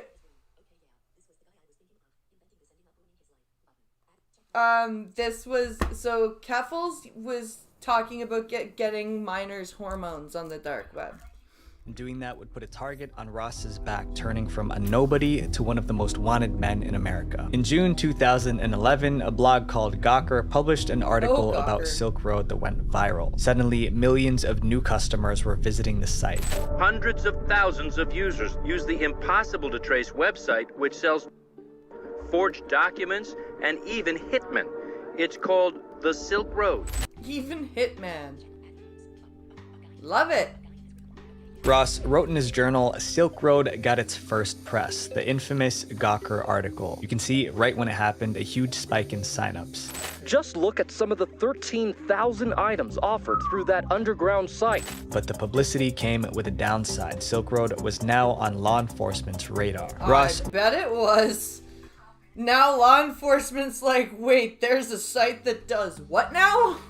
Wrote in his journal, the US government, my main enemy, was aware of me, and some of its members were calling for my destruction. Ross was feeling very anxious, but soon his anxiety turned into confidence, because Ross was about to meet someone who'd teach him everything he needed to be a real criminal. Ross was about to get his very own crime coach. Ross met a man called Variety Jones on the Silk Road website. Variety Jones, huh? That sounds like some, what's it called? Like a discount rapper.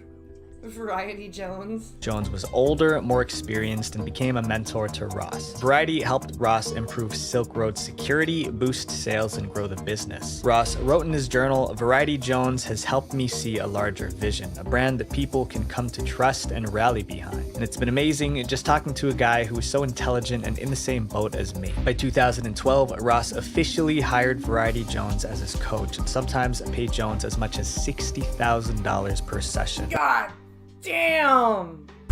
60 grand a session? Just for coaching for illegal, holy shit. The most important thing Variety Jones did was help Ross create an alter ego. Jones suggested that Ross adopt the name Dread Pirate Roberts from a character. Oh my god, you were right, a guy in his room. This is the Dread Pirate Roberts guy. In the Princess Bride movie. In the movie The Princess Bride, nobody had ever seen the Dread Pirate Roberts. He was more fiction than fact, a phantom. It was the perfect moniker for an online lord. Ross. Yep. Because the Dread Pirate Roberts always changed. Loved the concept, and soon he made his new name official. February 5th, 2012, the Silk Road Administrator made an announcement. Drumroll, please. My new name is Dread Pirate Roberts. Thanks to his new alter ego, Ross felt like a different person when he was running Silk Road. However, becoming Dread Pirate Roberts pushed Ross deeper into the dark side. Because now he's actually, like, adopting it. He's actually accepting the moniker. He's becoming that guy, that pirate, that criminal that he, you know, never really wanted to be. He was just he was just up for, you know, people being able to be free. But now he's like really embracing the criminal element. Now that the FBI, DEA, and other agencies were hunting him, Ross was more paranoid than ever, so he took extra security measures. For instance, when Ross hired remote workers to help him manage Silk Road, he demanded they scan their real driver's licenses or passports as a loyalty test. Holy shit. Wow, scan your actual IDs to show me you're legit.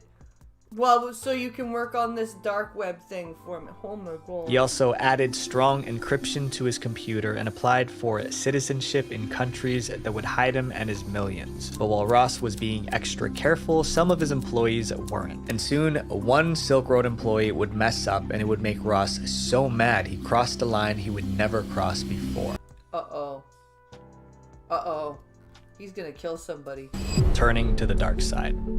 Curtis Clark Green was a Silk Road employee who got himself in serious trouble. In January 2013, Curtis was arrested in a sting operation by the DEA. Two of the arresting agents were Carl Force and Sean Bridges, both Baltimore Silk Road Task Force members. The first agent, Carl Force, had signed up on Silk Road, posing as a seller named Knob. Using this undercover identity, Knob started chatting with Dread Pirate Roberts until they became friends. After Curtis Green was arrested, agents Force and Bridges pressured him to spill everything he knew about Silk Road, so he did. Green told them everything, including his employee login credentials. Oh no! Oh shit!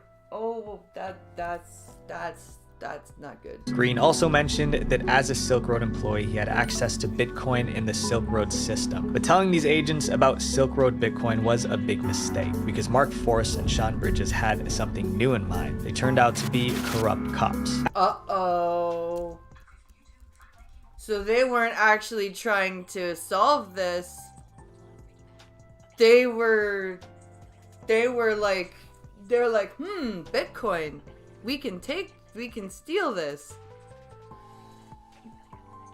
This is almost the plot of Breaking Bad. Almost, yeah. Like the guy who becomes the guy who becomes a criminal to make some money before he dies, yeah. After the interrogation, one of the agents, Sean Bridges, secretly logged into Silk Road using Green's password. Then Bridges started sending huge amounts of Bitcoin from the Silk Road account to his own personal Bitcoin wallet. The corrupt cop sets out to bust Ross, and then at a certain point he says, okay, I'm gonna rip this kid off instead. If I can't bust him, I'm gonna steal the money and I'm gonna use it for my own purposes. Yeah, that's total. That is definitely a corrupt cop. Later that day, Ross realized Clark Green's account had stolen 20,000 Bitcoins, worth about $350,000 at the time. Ross didn't know that it was actually Agent Sean Bridges who stolen the money. Ross was furious, but he didn't know what to do, so he turned to his criminal coach, Variety Jones, for advice. They considered scaring Green into returning the stolen money, but Variety Jones wanted Green's punishment to be so severe, it would make everyone scared to break the rules. Kill him. That's what they're gonna say. Therefore, Variety Jones suggested the ultimate punishment, ending Green. Ross agreed and replied, I would have no problem wasting this guy. Except he didn't steal your money, dude. Now, they needed a hitman, and by coincidence, Ross offered the contract to Knob, the same undercover DEA agent who had arrested Green, Carl Force. Oh, you idiot. Well, you didn't know. But still. Oh, you idiot. agreed on $80,000 for the job. But Knob was a DEA agent. Was he actually going to carry out a hit? No, but he still wanted the money. So instead of actually ending Green, he would fake it. Knob made Green lie on the floor and splashed Campbell's Chicken and Stars soup on him as fake blood. Then he sent the photos to Ross as proof and received payment. This was the first time Ross tried to end a man's life, but it wouldn't be his last, as Ross allegedly continued sending hitmen after many more people who crossed him. And that Did they ever succeed? This is crazy. Next on his list was a Silk Road seller who was trying to blackmail him. In March 2013, someone named Friendly Chemist tried to blackmail Ross. His demands were clear: pay $500,000 or he would leak the identities of thousands of Silk Road users. But instead of paying the blackmailer, Ross allegedly decided to pay a hitman. This time, Ross hired someone named Red and White and paid him $150,000 worth of Bitcoin for the job. Did this guy kill him, or did he just fuck off with the money too? A few days later, the hitman sent Ross photographic proof confirming that the blackmailer had been taken care of. Was this one just ketchup and soup too? Time, Ross ordered hits on 4 more people who tried to steal from him. In just 2 years, Ross went from a young man trying to change the world to a kingpin deciding who lives. I mean, I think it started off as sharing this idea, but then he really did turn to, like, I am the captain of this ship, and that's what goes, and he was making a lot of money. But the biggest problem still remained. The cops were after him. Ross thought he covered his tracks, but there was one tiny error that led the cops right to him: the search for Dread Pirate Roberts. Silk Road was now the most sophisticated and extensive criminal marketplace on the internet, and folks who never thought about breaking the law now could. They even used the Silk Road website in things like Criminal Minds and Law and Order and shit like that. The click of a button thanks to Tor and Bitcoin technology. Meanwhile, Dread Pirate Roberts was enjoying his newfound fame and even took an interview with reporters. During the interview, Dread Pirate Roberts was certain that he was going to remain anonymous. He was so confident that he was never going to be found. However, he wouldn't have been so confident if he knew what the FBI had just found. It was a small discovery, but it had the power to blow the lid off the entire Silk Road operation. During the summer of 2013, FBI agents noticed a flaw in Silk Road's code. But this wasn't just any coding error. It was an error that leaked the IP address of the Silk Road server. The server was like a big computer that ran and recorded everything that happened on Silk Road. That's not good. You really don't want the FBI to find that.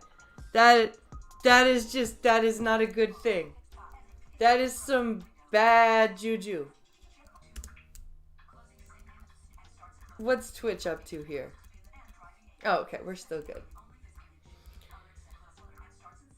Oh, we have an ad break coming.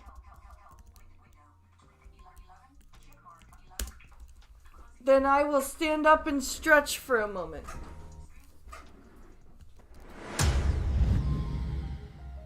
Oh! God damn!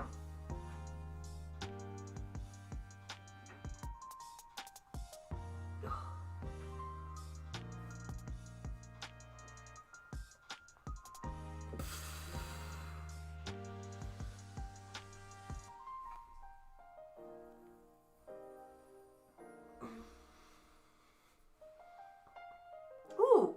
Pop, pop goes my neck.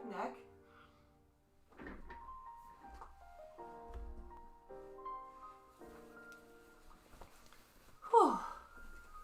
That actually felt much better.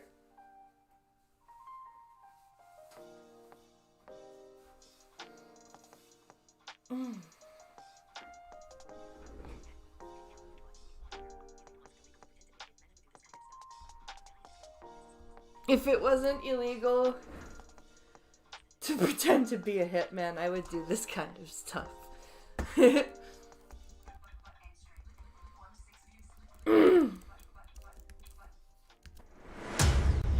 The FBI agents traced the Silk Road server to a data center in Iceland. Turning off the server would have taken Silk Road offline, at least temporarily, but instead of doing that, the FBI decided to play the long game. They made a mirror image copy of the server. This meant the FBI could spy on Silk Road, allowing them to see everything. Those tricky bastards.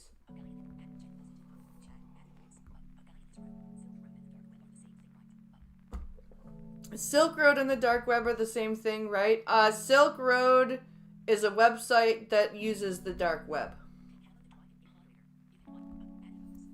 Transactions, private messages, and even records of Dread Pirate Roberts' own activities. That's when they discovered that in just 2 years, Silk Road had processed 1.2 million transactions, generating roughly $1 billion in the process. The information on the server was valuable, but it did not reveal Dread Pirate Roberts' true identity. However, they did find one last thing that would turn out to be incredibly useful. The Silk Road server was run by a person with the username Frosty. We had a computer that we knew the admin was logging into a computer called from a computer called Frosty. So when you set up your computer, you name it. Frosty was the main admin coming into Silk Road all the time. But while the FBI was still trying to put the pieces together, someone else had already figured out who Dread Pirate Roberts truly was. And he solved the mystery with only 3 clicks on Google search. Gary Alfred was an IRS investigator with a simple strategy. He wanted to find the first time Silk Road was mentioned online. Those goddamn IRS investigators.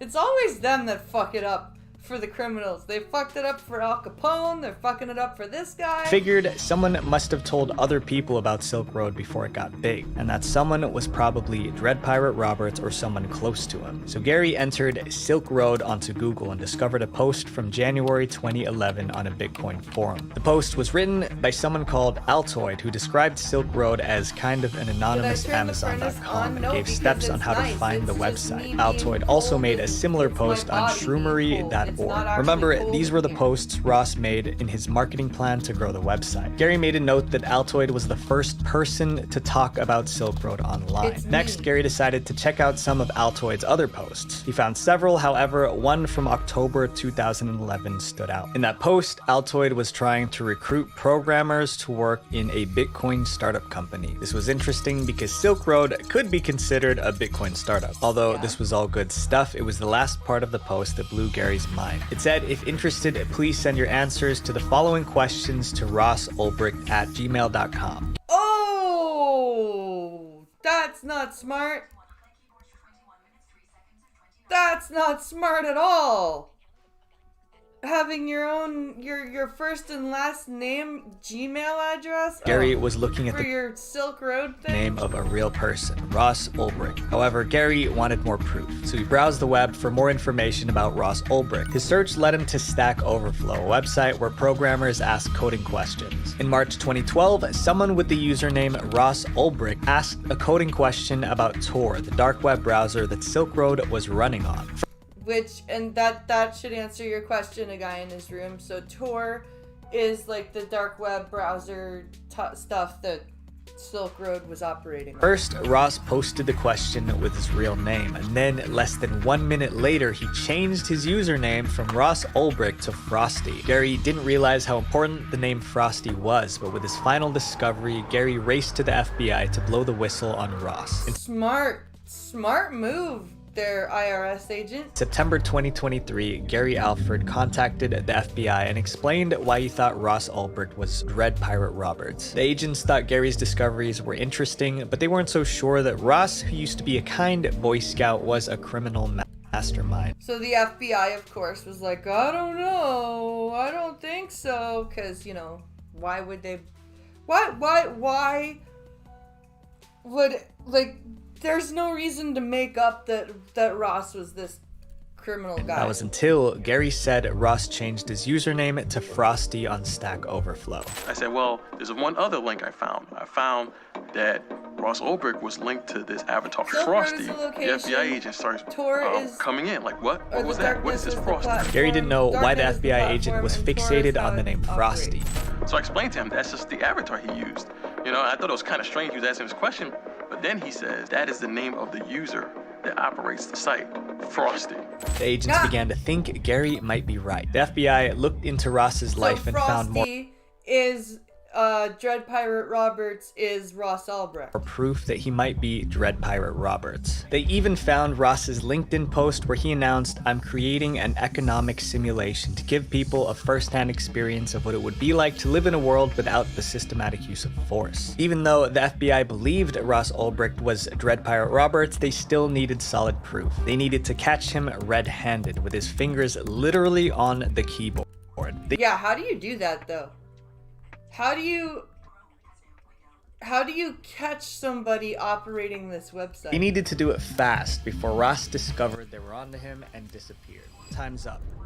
Within 10 days, the FBI got an arrest warrant for Ross. Then they headed to San Francisco, where Ross lived under the fake name Josh Terry. The clock was ticking, and they still didn't have a plan to catch him red-handed. The FBI put surveillance on Ross to monitor his daily habits and movements. Of course, they needed to arrest him when he was logged in as Dread Pirate Robert, so he wouldn't be able to claim innocence. Yeah, Finally, the FBI came up with a plan, but it was risky. They would need to like monitor the server, see when he logged in, and then find his location and quickly move in on him before he logged out again. Because one mistake could allow Ross to lock, encrypt, or even smash his laptop, destroying the evidence they needed. On October 1st, 2013, plain-clothed FBI agents followed Ross into a public library. It was a quiet day.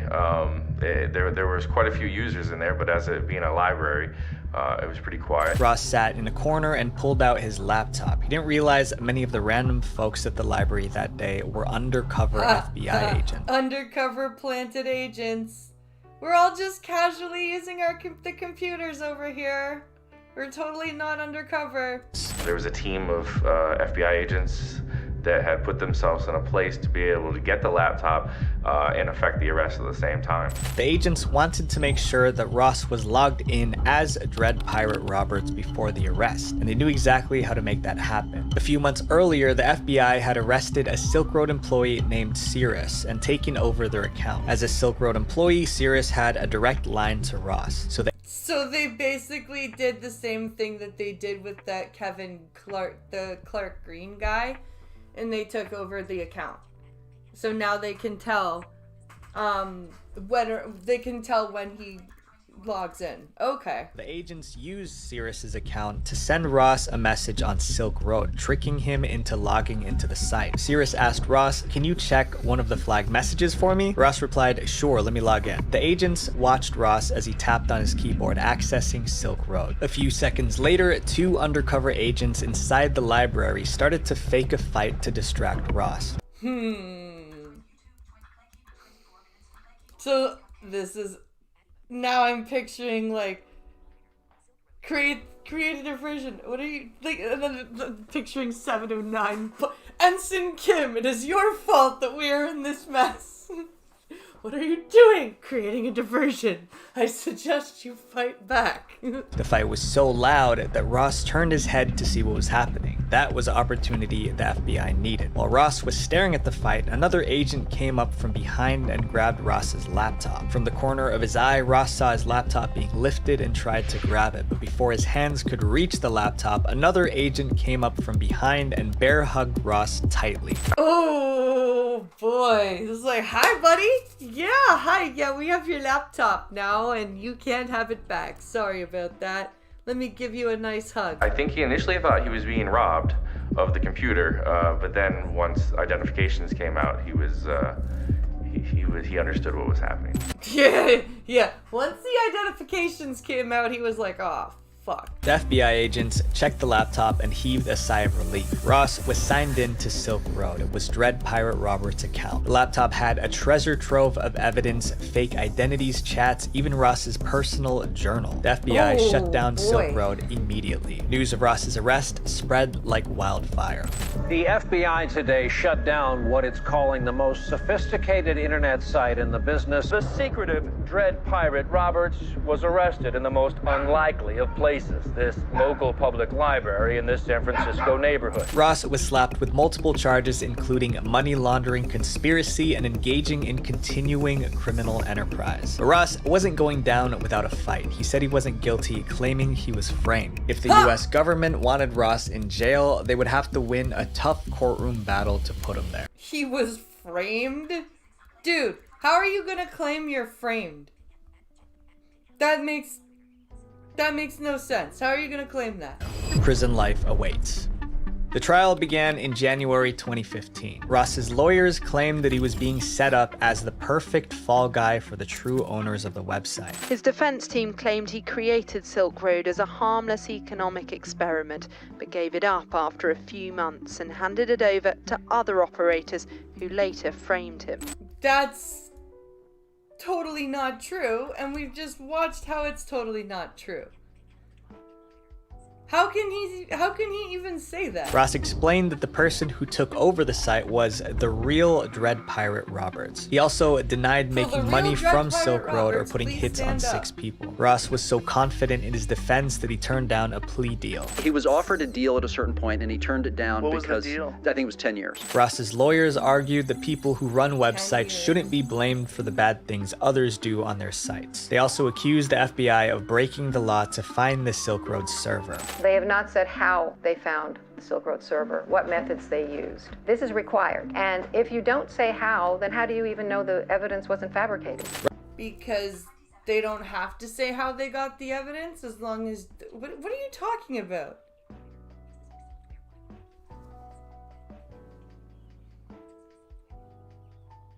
It's the spook software. Why wouldn't they be able to do all of this? Ross's lawyers made good arguments, but still there was a mountain of evidence against him. The prosecution presented everything they found on Ross's laptop, including his journal, which referred to his actions running the site. They also showed more than $13 million in direct transactions from the Silk Road to Ulbricht's wallet. Well, that's pretty damning evidence right there, I would say. Proving Ross did profit from Silk Road. But surprisingly, the prosecution couldn't find any evidence that the hits Ross had ordered were actually carried out, so they couldn't charge him for that. But that doesn't mean Ross didn't put lives in danger. The prosecutors talked about 6 Silk Road customers whose lives have ended because of the substances they bought from the site. That's unfortunate. Parents of these victims showed up to testify against Ross. On February 5th, 2015, Ross was found guilty on all 7 charges against him. All that remained was for the judge to decide how long Ross would spend behind bars. But instead of giving up, Ross tried to make the judge feel sorry for him. Oh, here we go. Here we go. Don't send me to jail, Your Honor. I was a good boy once. I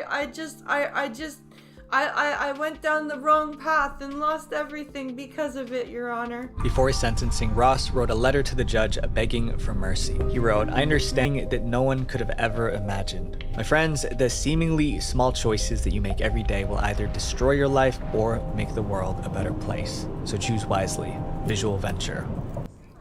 Thanks a ton to War Thunder. Play it for free on PC, PlayStation, or Xbox now this by is using why the link below. New and returning like players that this haven't guy. played in 6 months across Visual all platforms Venture will get a is massive bonus awesome. pack.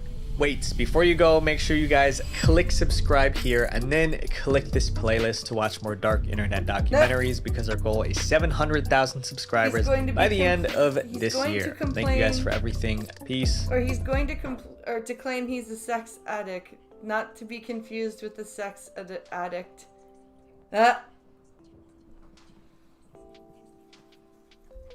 Oh my goodness. All right, you guys, I'm going to do a quick bathroom break. Now that we're at the 2-hour mark. And then we will come back and finish up.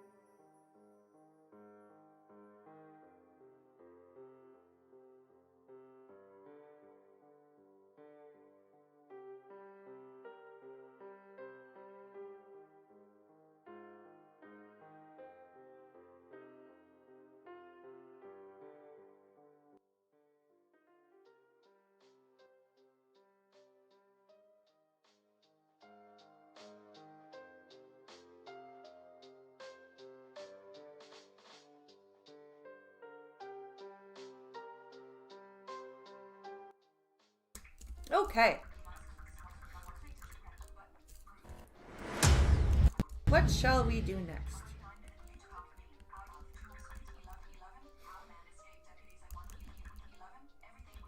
How a man escaped deputies at 140 miles an hour. Jesus Christ. And then of course he gets caught, of course. But let's pop over here and take a look at this police video that because of course it's Code Blue Cam. We love Code Blue Cam over here. Which state are we in today? Is this Wisconsin? An afternoon in May 2024, Columbia County Sheriff's deputies were advised of a speeding motorcycle in Marcelon, Wisconsin.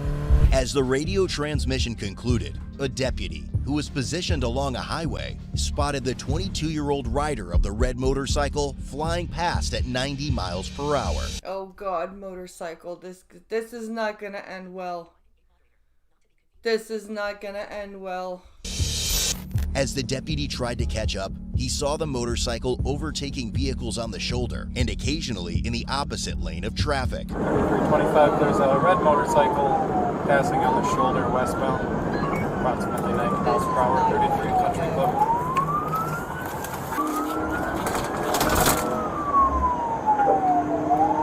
Still trying to catch up. Speeds right up. 10-4, 3325. Probably a half mile ahead of me. Speeds at 92, 33 Garrison.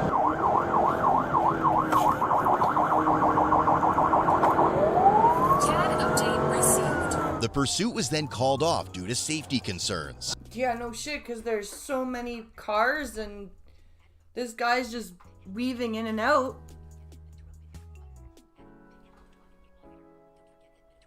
Don't forget the Metatron video. Okay, I'll do that one after. 325 plus visual in the city at this point.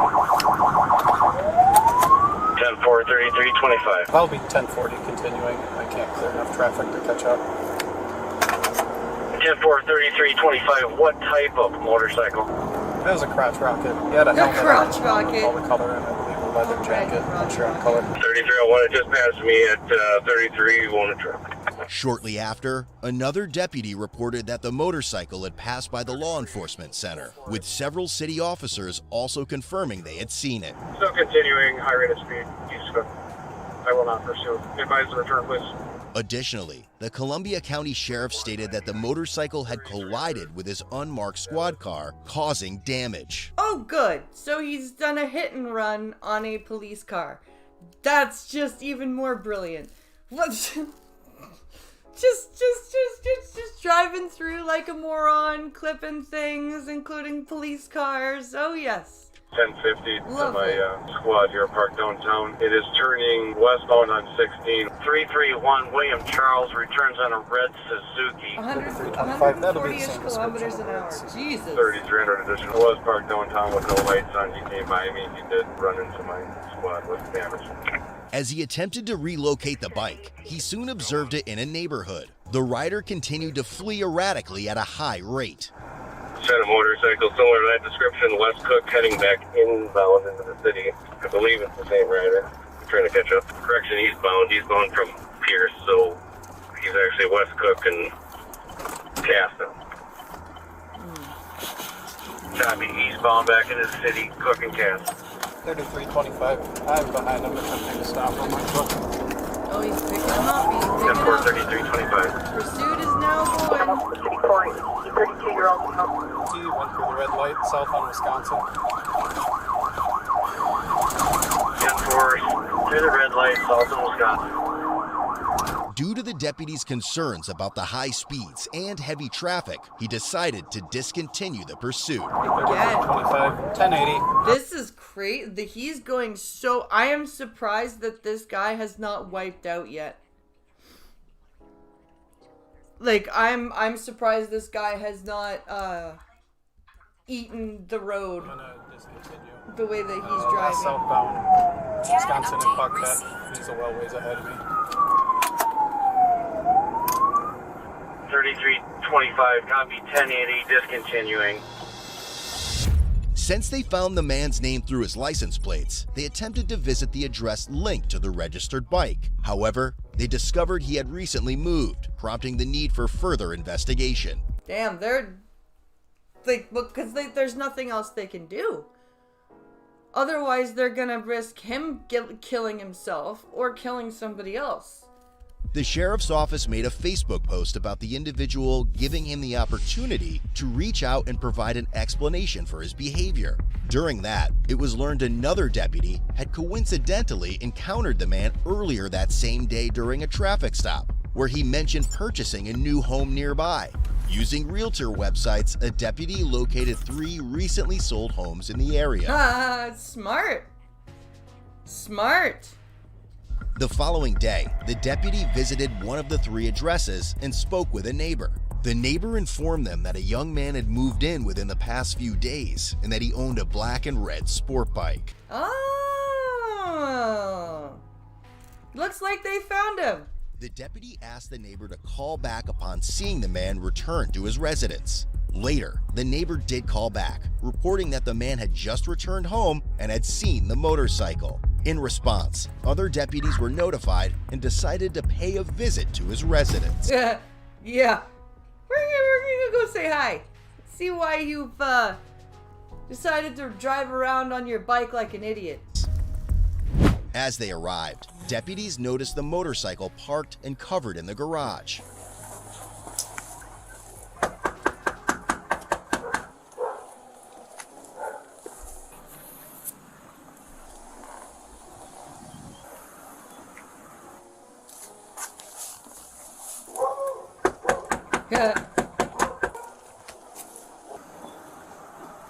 He's not coming out. He's like, nope, I know who you are, I'm not coming out.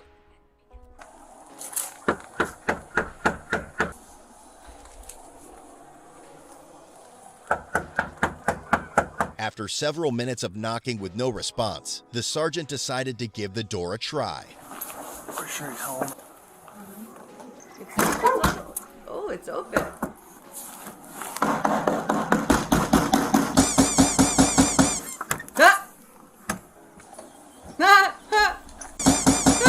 Code blue cam.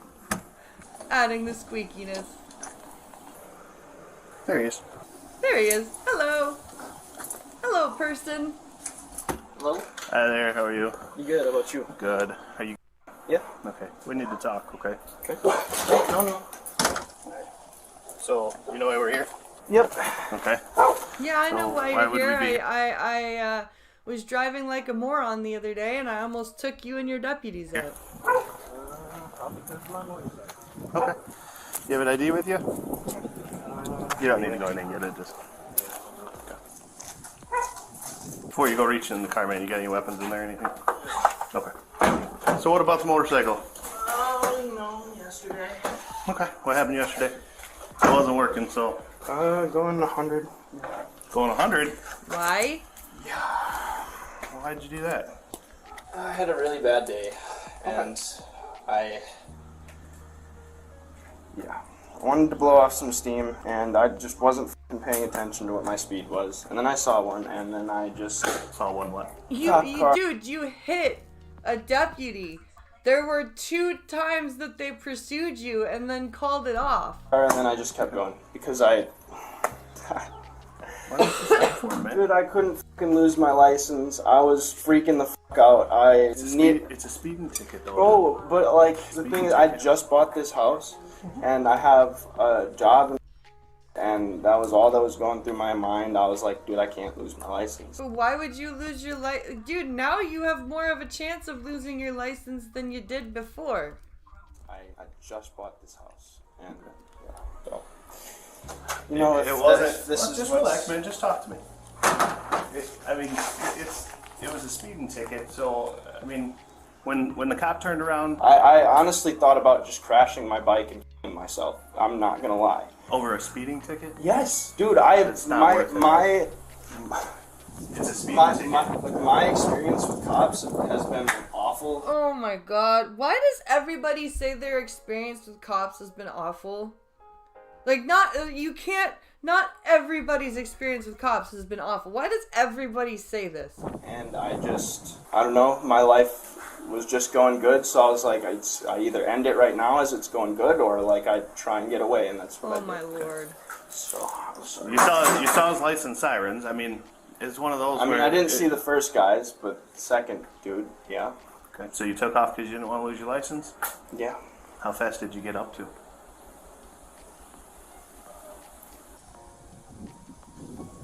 $140. Jesus, dude. In town? Out of town. Out of town. Sounds like you were going pretty fast in the city too. Yeah. Blew some red lights.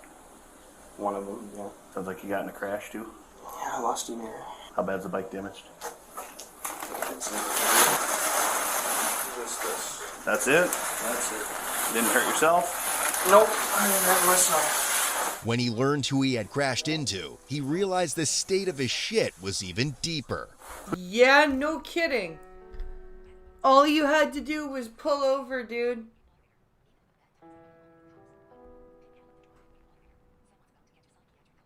Someone's about to catch a psychiatric hold. Yeah, and you talking like that? Jesus.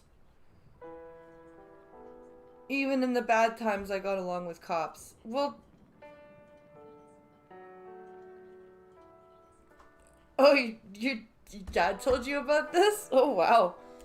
Who'd you crash into? Some guy in a black, SUV just... Some guy in a black SUV. Oh, no, he doesn't know. Tried to pin me against another car.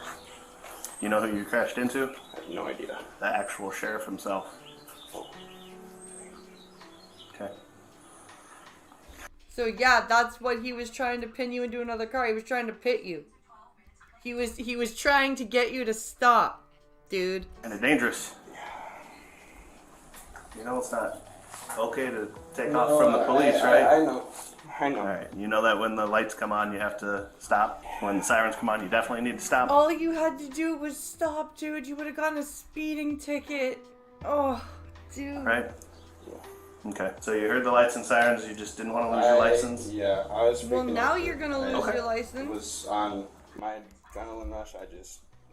Yeah. Why didn't you just call us afterwards and say I made a mistake? I don't know. I was freaking out. It's all over Facebook now. Yeah. They kind of tried to give you an opportunity to just kind of make it right. Yeah,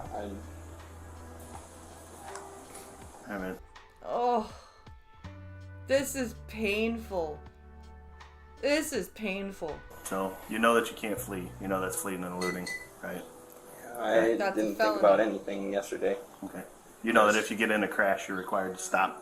You can't just keep going. Okay, you do know that? I honestly didn't think I did too much, to be honest. It doesn't matter. You have to stop. It doesn't matter if you're involved in a crash, no, right? Yeah. You hit a car. Yeah. You're required to stop and report that. You're required to stop for the red and blue lights and siren. Yeah, Can't run. I have no excuses.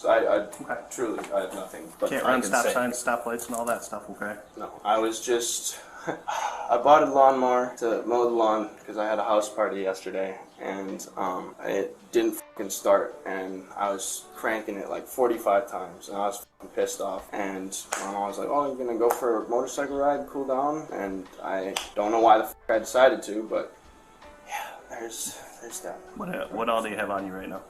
Nothing. Okay. All right. All right, man, you are under arrest, okay? That's tough, dude. And, hit and run. Most people I know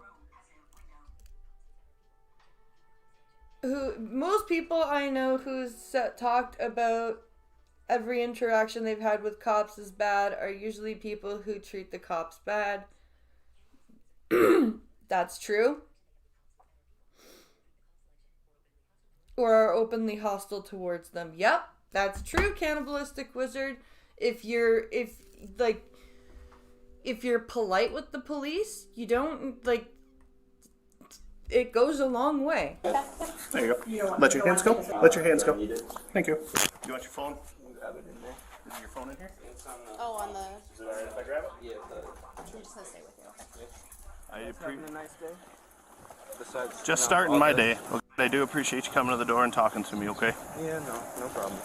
Poor guy. I feel Sometimes bad we just for got this things we guy, gotta get kind taken of. care of, right? Yeah. Am I staying overnight?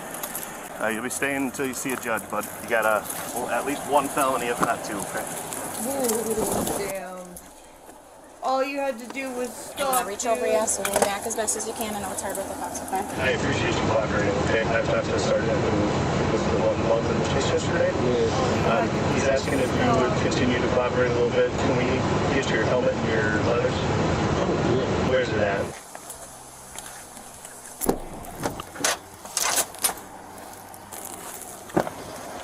Are these the right shoes? Yeah, do I have to use the shoes? Huh? Do you guys have to take the shoes? Hey, Garrett? Yeah? Did you see the Facebook post? No, I don't really use Facebook. Alright, did you know about it? No. I think it was on the sheriff's page and it was on the, some news page, local, Columbia County scanner or something. Basically, it was asking for cooperation that you just call us and reach out and talk to us about the incident. Oh, I bet you that guy feels really stupid now. Really, really stupid.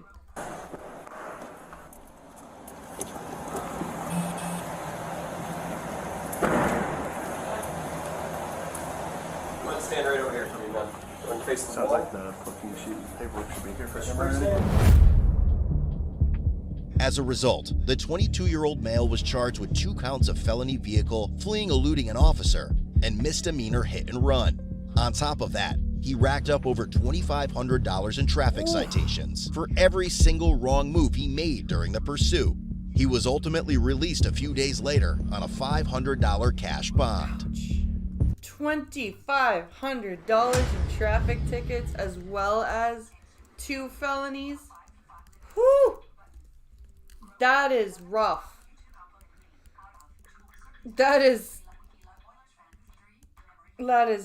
rough, let me tell you. Holy shit.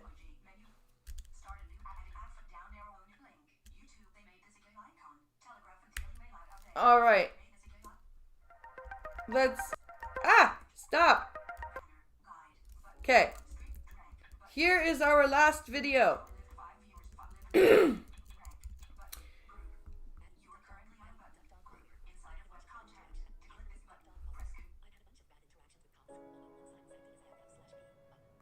I've had a bunch of bad interactions with cops all at once. All but once I was acting as a, I don't know what FF/P is.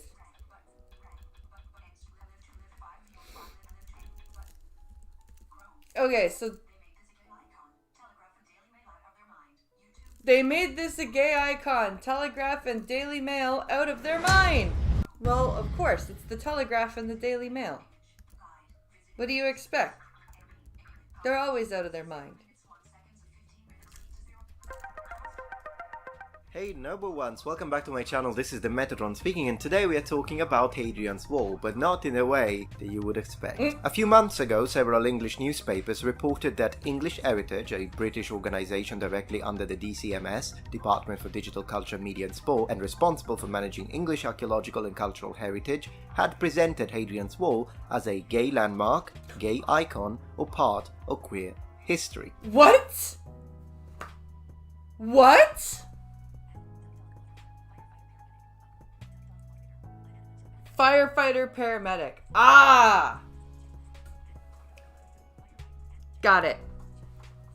Why would Hadrian's Wall be a gay icon? And a gay landmark? And what the fuck? What the fuck? Something like this can be found on the Telegraph, Daily Mail, The Independent, and a few other websites. Here, Hadrian's Wall is presented as the first of 7 archaeological sites linked to England's queer history. Oh my god. England's queer fucking history? Oh my Jesus Christ. Oh my Jesus Christ. This is actually something I'm listening to right now. Now, even though I've been very passionate about Roman history for the past 15 years, I sort of fail to understand what's queer about a 117 kilometers wall or defensive structure which purpose was to keep the Picts at bay. Well, other than, hey, that's a queer contraption they built back when engineering was a lot more difficult. How queer? Like, that's the only thing queer about it, I guess. Like, I don't know. Like, what the fuck? Queer history. The wall was built by Romans, notorious pederasts. I guess.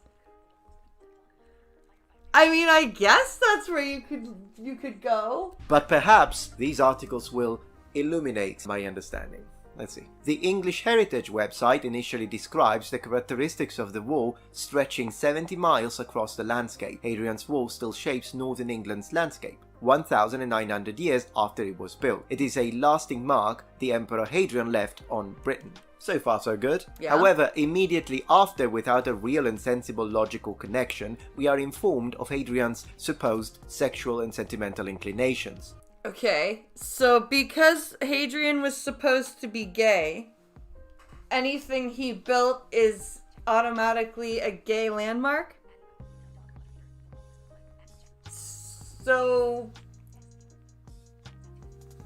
does that mean that, like, why are we doing this? We read, but besides Hadrian's policies and reign, the emperor also leaves behind a legacy associated with intense adoration for his male lover, Antinous. Now, how the sexuality and relationships that the emperor had can reflect on the wall itself is a little bit lost on me, considering the fact that the way I view it, the wall has nothing that could be connected to queerness, to homosexuality, to any message of like love is love. No, it's a wall to it's literally stop people from invading. It's literally a defensive wall. Like what message of gayness and love and what the fuck? What are we talking about?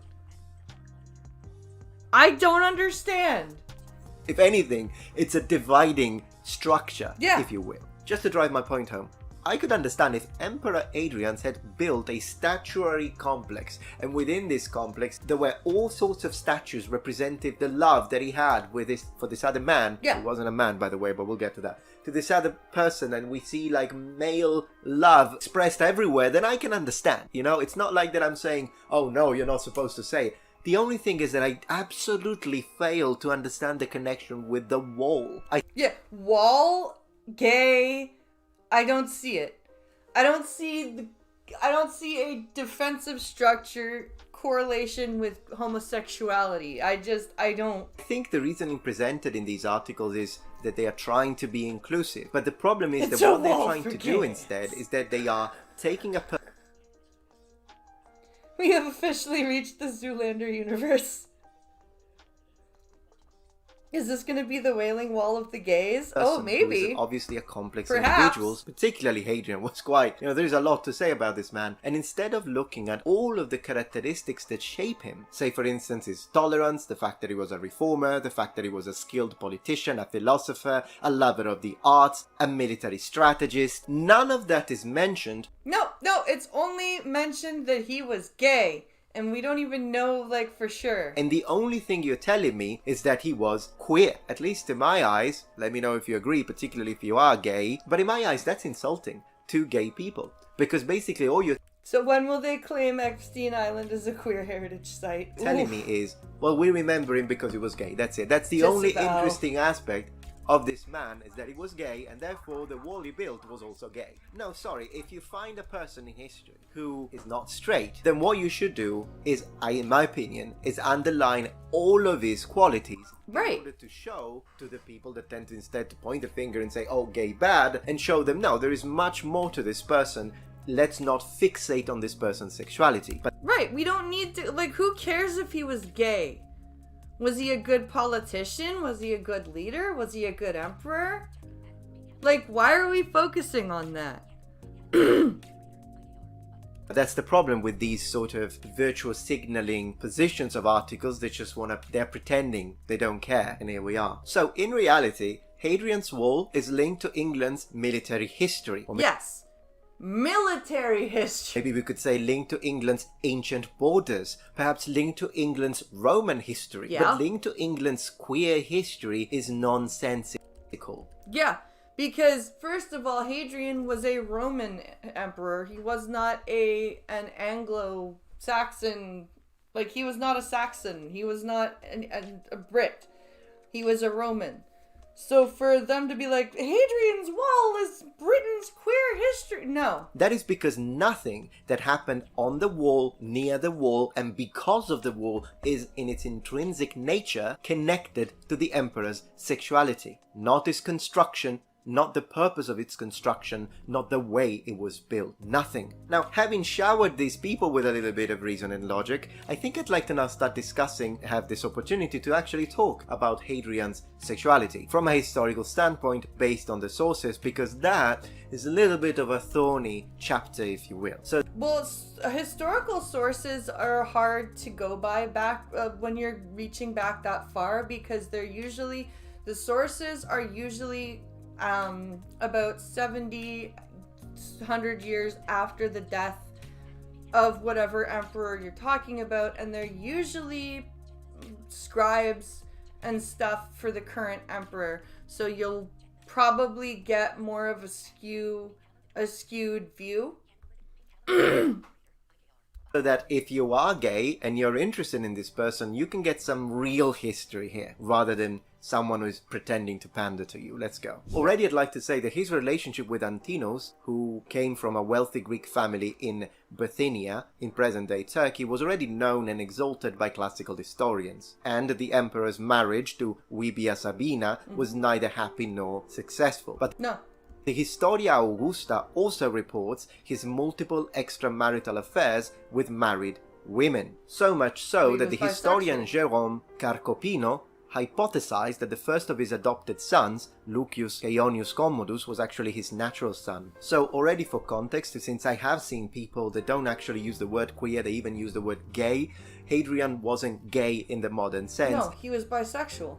It would be closer to a modern bisexual, although then again it doesn't work the exact same way. But since I've explained it so many times in my videos, I'm just gonna give you the smallest definition possible. He would have engaged in both heterosexual and homosexual activity, which was quite common, although then again not as common as people think in the past. But it wouldn't have been a situation like a modern bisexual person who is like, well, you know, I'm attracted to both men and women, so maybe tomorrow I find a man and he's my boyfriend now, but then I want to, you know, maybe we break up and then instead there is a woman. No, that's not how it works. No. The idea of family in the sense of procreation was still the sort of predominant thing. It's just that some men, as long as they were high rank and high status, wouldn't have been frowned upon if they were having homosexual relationship with younger men who were of lower status.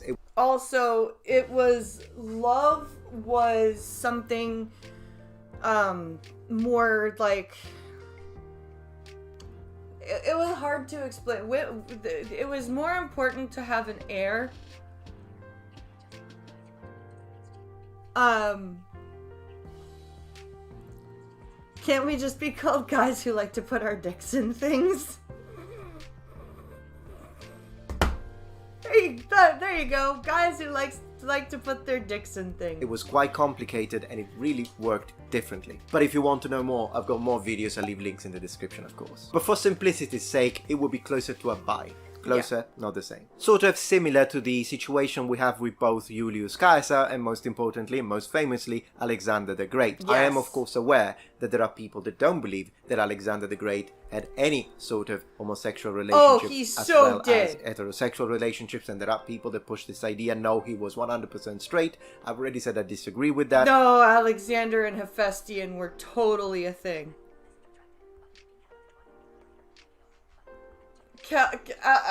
No, Alexander and Hephaestion because totally that's what the thing. sources tell us, and therefore, once again, link in the description if you want to hear a full analysis of Alexander the Great, which also includes a chapter about his supposed sexuality. Now, you may have noticed that towards the beginning of this video, I did make a statement. I said that Antinos was not a man. The love that he had for this other man, who wasn't a man, by the way. What do I mean by that? Well, I mean that the emperor was about 42 years of age, but the kid was 12. So if the relationship is true, this isn't really a situation of homosexuality or gayness or queerness of like, and then you imagine, oh, there was, you know, you had the emperor and then you had this other man, a little younger, but they are in love and love is love, and so this is a queer icon of gayness. No, this is what we are talking about, just so we know what's being presented. Now, it was the emperor, of course, so the emperor can do whatever he wants because he has power, but that's the situation. It was a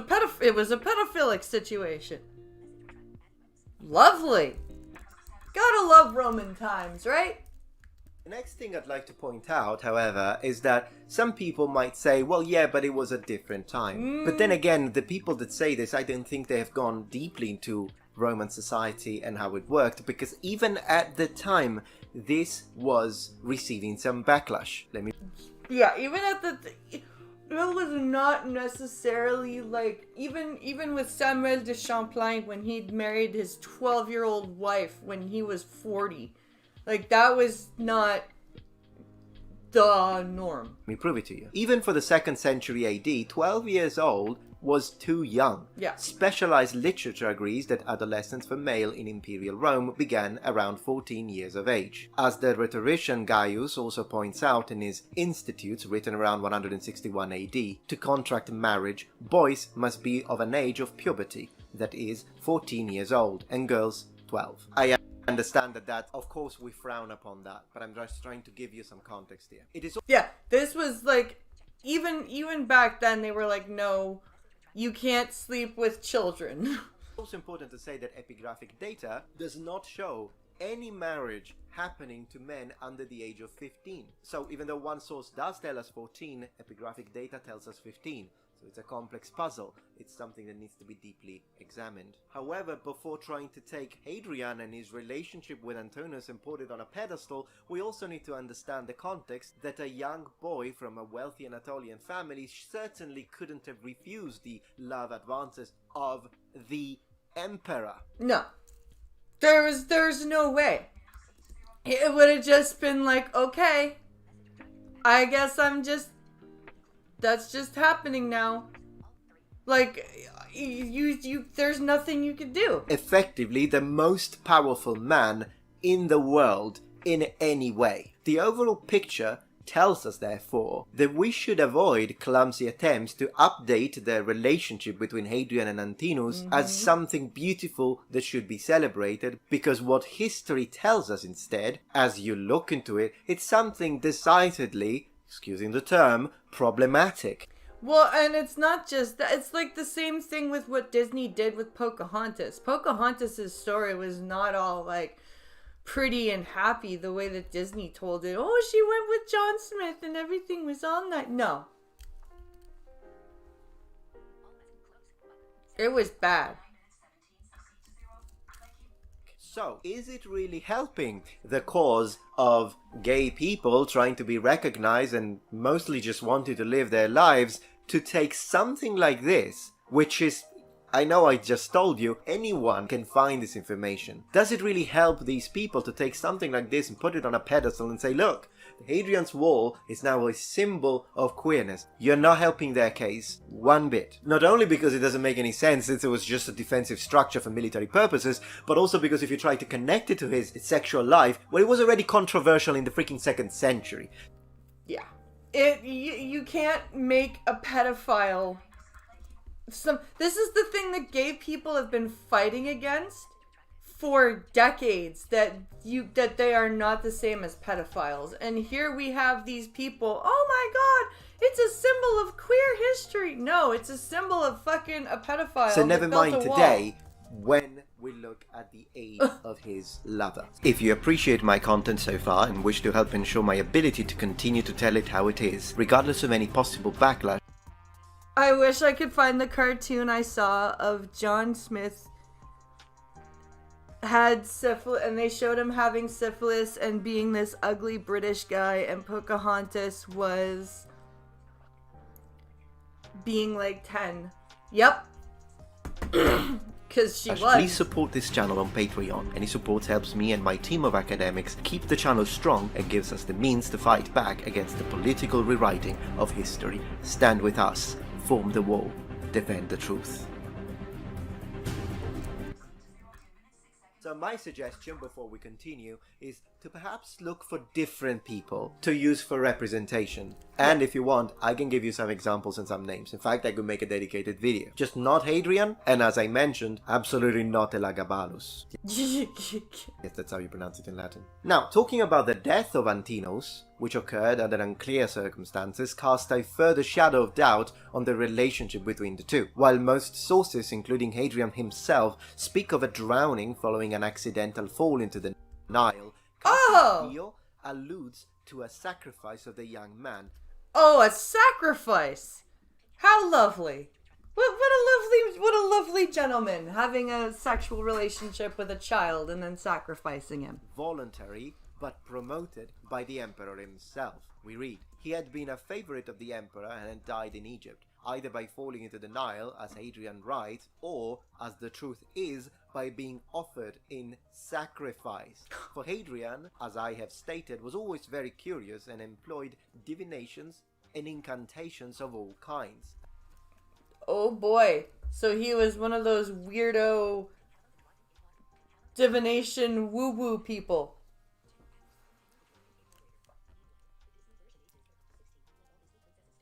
Meanwhile, the Disney virgin ages her up to 16, like all Disney princesses. 16 still creepy. Yup. He honored Antonius, either because of his love for him or because the youth had voluntarily undertaken to die, it being necessary that a life should be surrendered freely for the accomplishment of the ends Hadrian had in view. So let me get this straight. Not only we are in a situation where a 40-year-old man with power is having a relationship with a 12-year-old kid, but he most likely murdered also him. Ended up sacrificing the... Oh my gosh.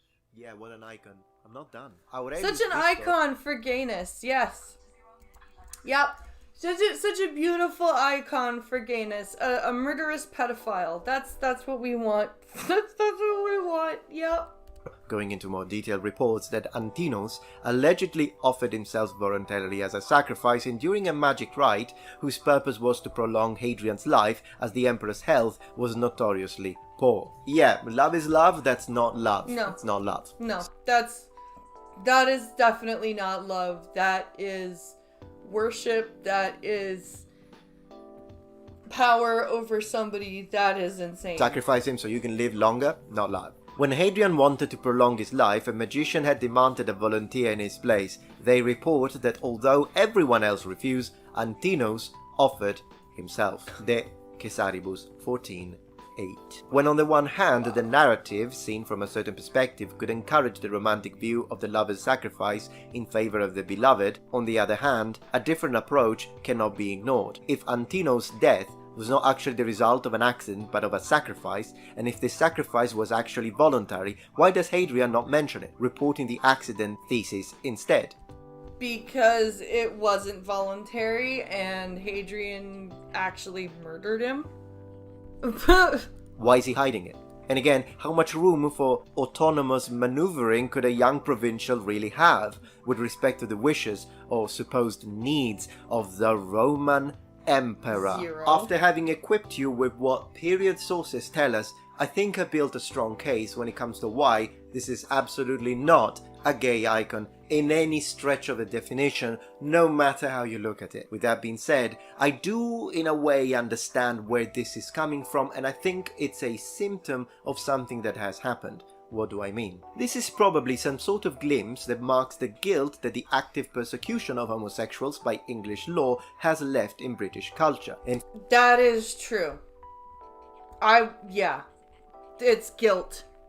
It's absolutely guilt over the way that treatment of gay people and treatment of minorities has been done before. So now they overdo it and they pick people like Hadrian to worship. In fact, homosexuality stopped being criminalized in England only in the second half of the 1960s. Yeah. And one of the most famous British citizens in contemporary history, Alan Turing, father of computer science and famous for having decrypted Nazi codes during World War II, was arrested in 1952 for being homosexual and placed before the choice of prison or chemical castration. Yeah. They did that to Alan Turing. By means of female hormones, opting for the latter, but then ending up taking his own life in 1954. And there is, of course, a very famous movie about it that depicts the suffering after all of the work in a way that is very, very touching from my personal point of view at a human level. It is also important to remember that two wrongs don't make a right. So just taking a wall, like Hadrian's Wall, in a way to try and redeem yourself for what you've done to people like him in English law is by no means the way to sort of represent the right of any human being to live. No. You can't make something right by taking something that somebody built and making it an icon of gayness or blackness or whateverness, just because you feel guilty, especially if that person that built the thing that you're using was by no means a good person in their own right. None of that makes any sense to me. I'm just flabbergasted. I didn't know that people were talking about Hadrian's Wall like that. That just flabbergasts me that they would think like that about Hadrian. That they would think like that about Hadrian. But I think I'm gonna put that on solo cam some more. Oh, big stretches. That was a fascinating show today. And also traumatizing because of holy shit. Some of the things we learned today about the Boy Scout, becoming the Silk Road operator. I did not know about that guy. Hooray for visual venture. Tonight I'm going to hopefully be setting up another King of the Hill, to be playing some matches with Blind FGC. I might set up a Forever King just to get myself some better practice for tomorrow's COTR. And I'm trying to practice with Chameleon with Tanya, and she's a lot of fun to put with Tanya. So I think that's what I'll be doing tonight. And I think I'm just gonna throw it up on Twitch. YouTube, it doesn't seem to get much traction over on YouTube, so I'm going to just put it up on Twitch for the ad revenue and everything. So come by Twitch tonight for the Combat Hour. I hope you guys enjoyed today's coffee stream. I'm hungry. I'm gonna go eat. And I hope you guys enjoy the rest of your Tuesday afternoon. Thank you for hanging out with me, and I'll see you tonight on Twitch for the Combat Hour. Thank you guys, and have a wonderful day. Bye!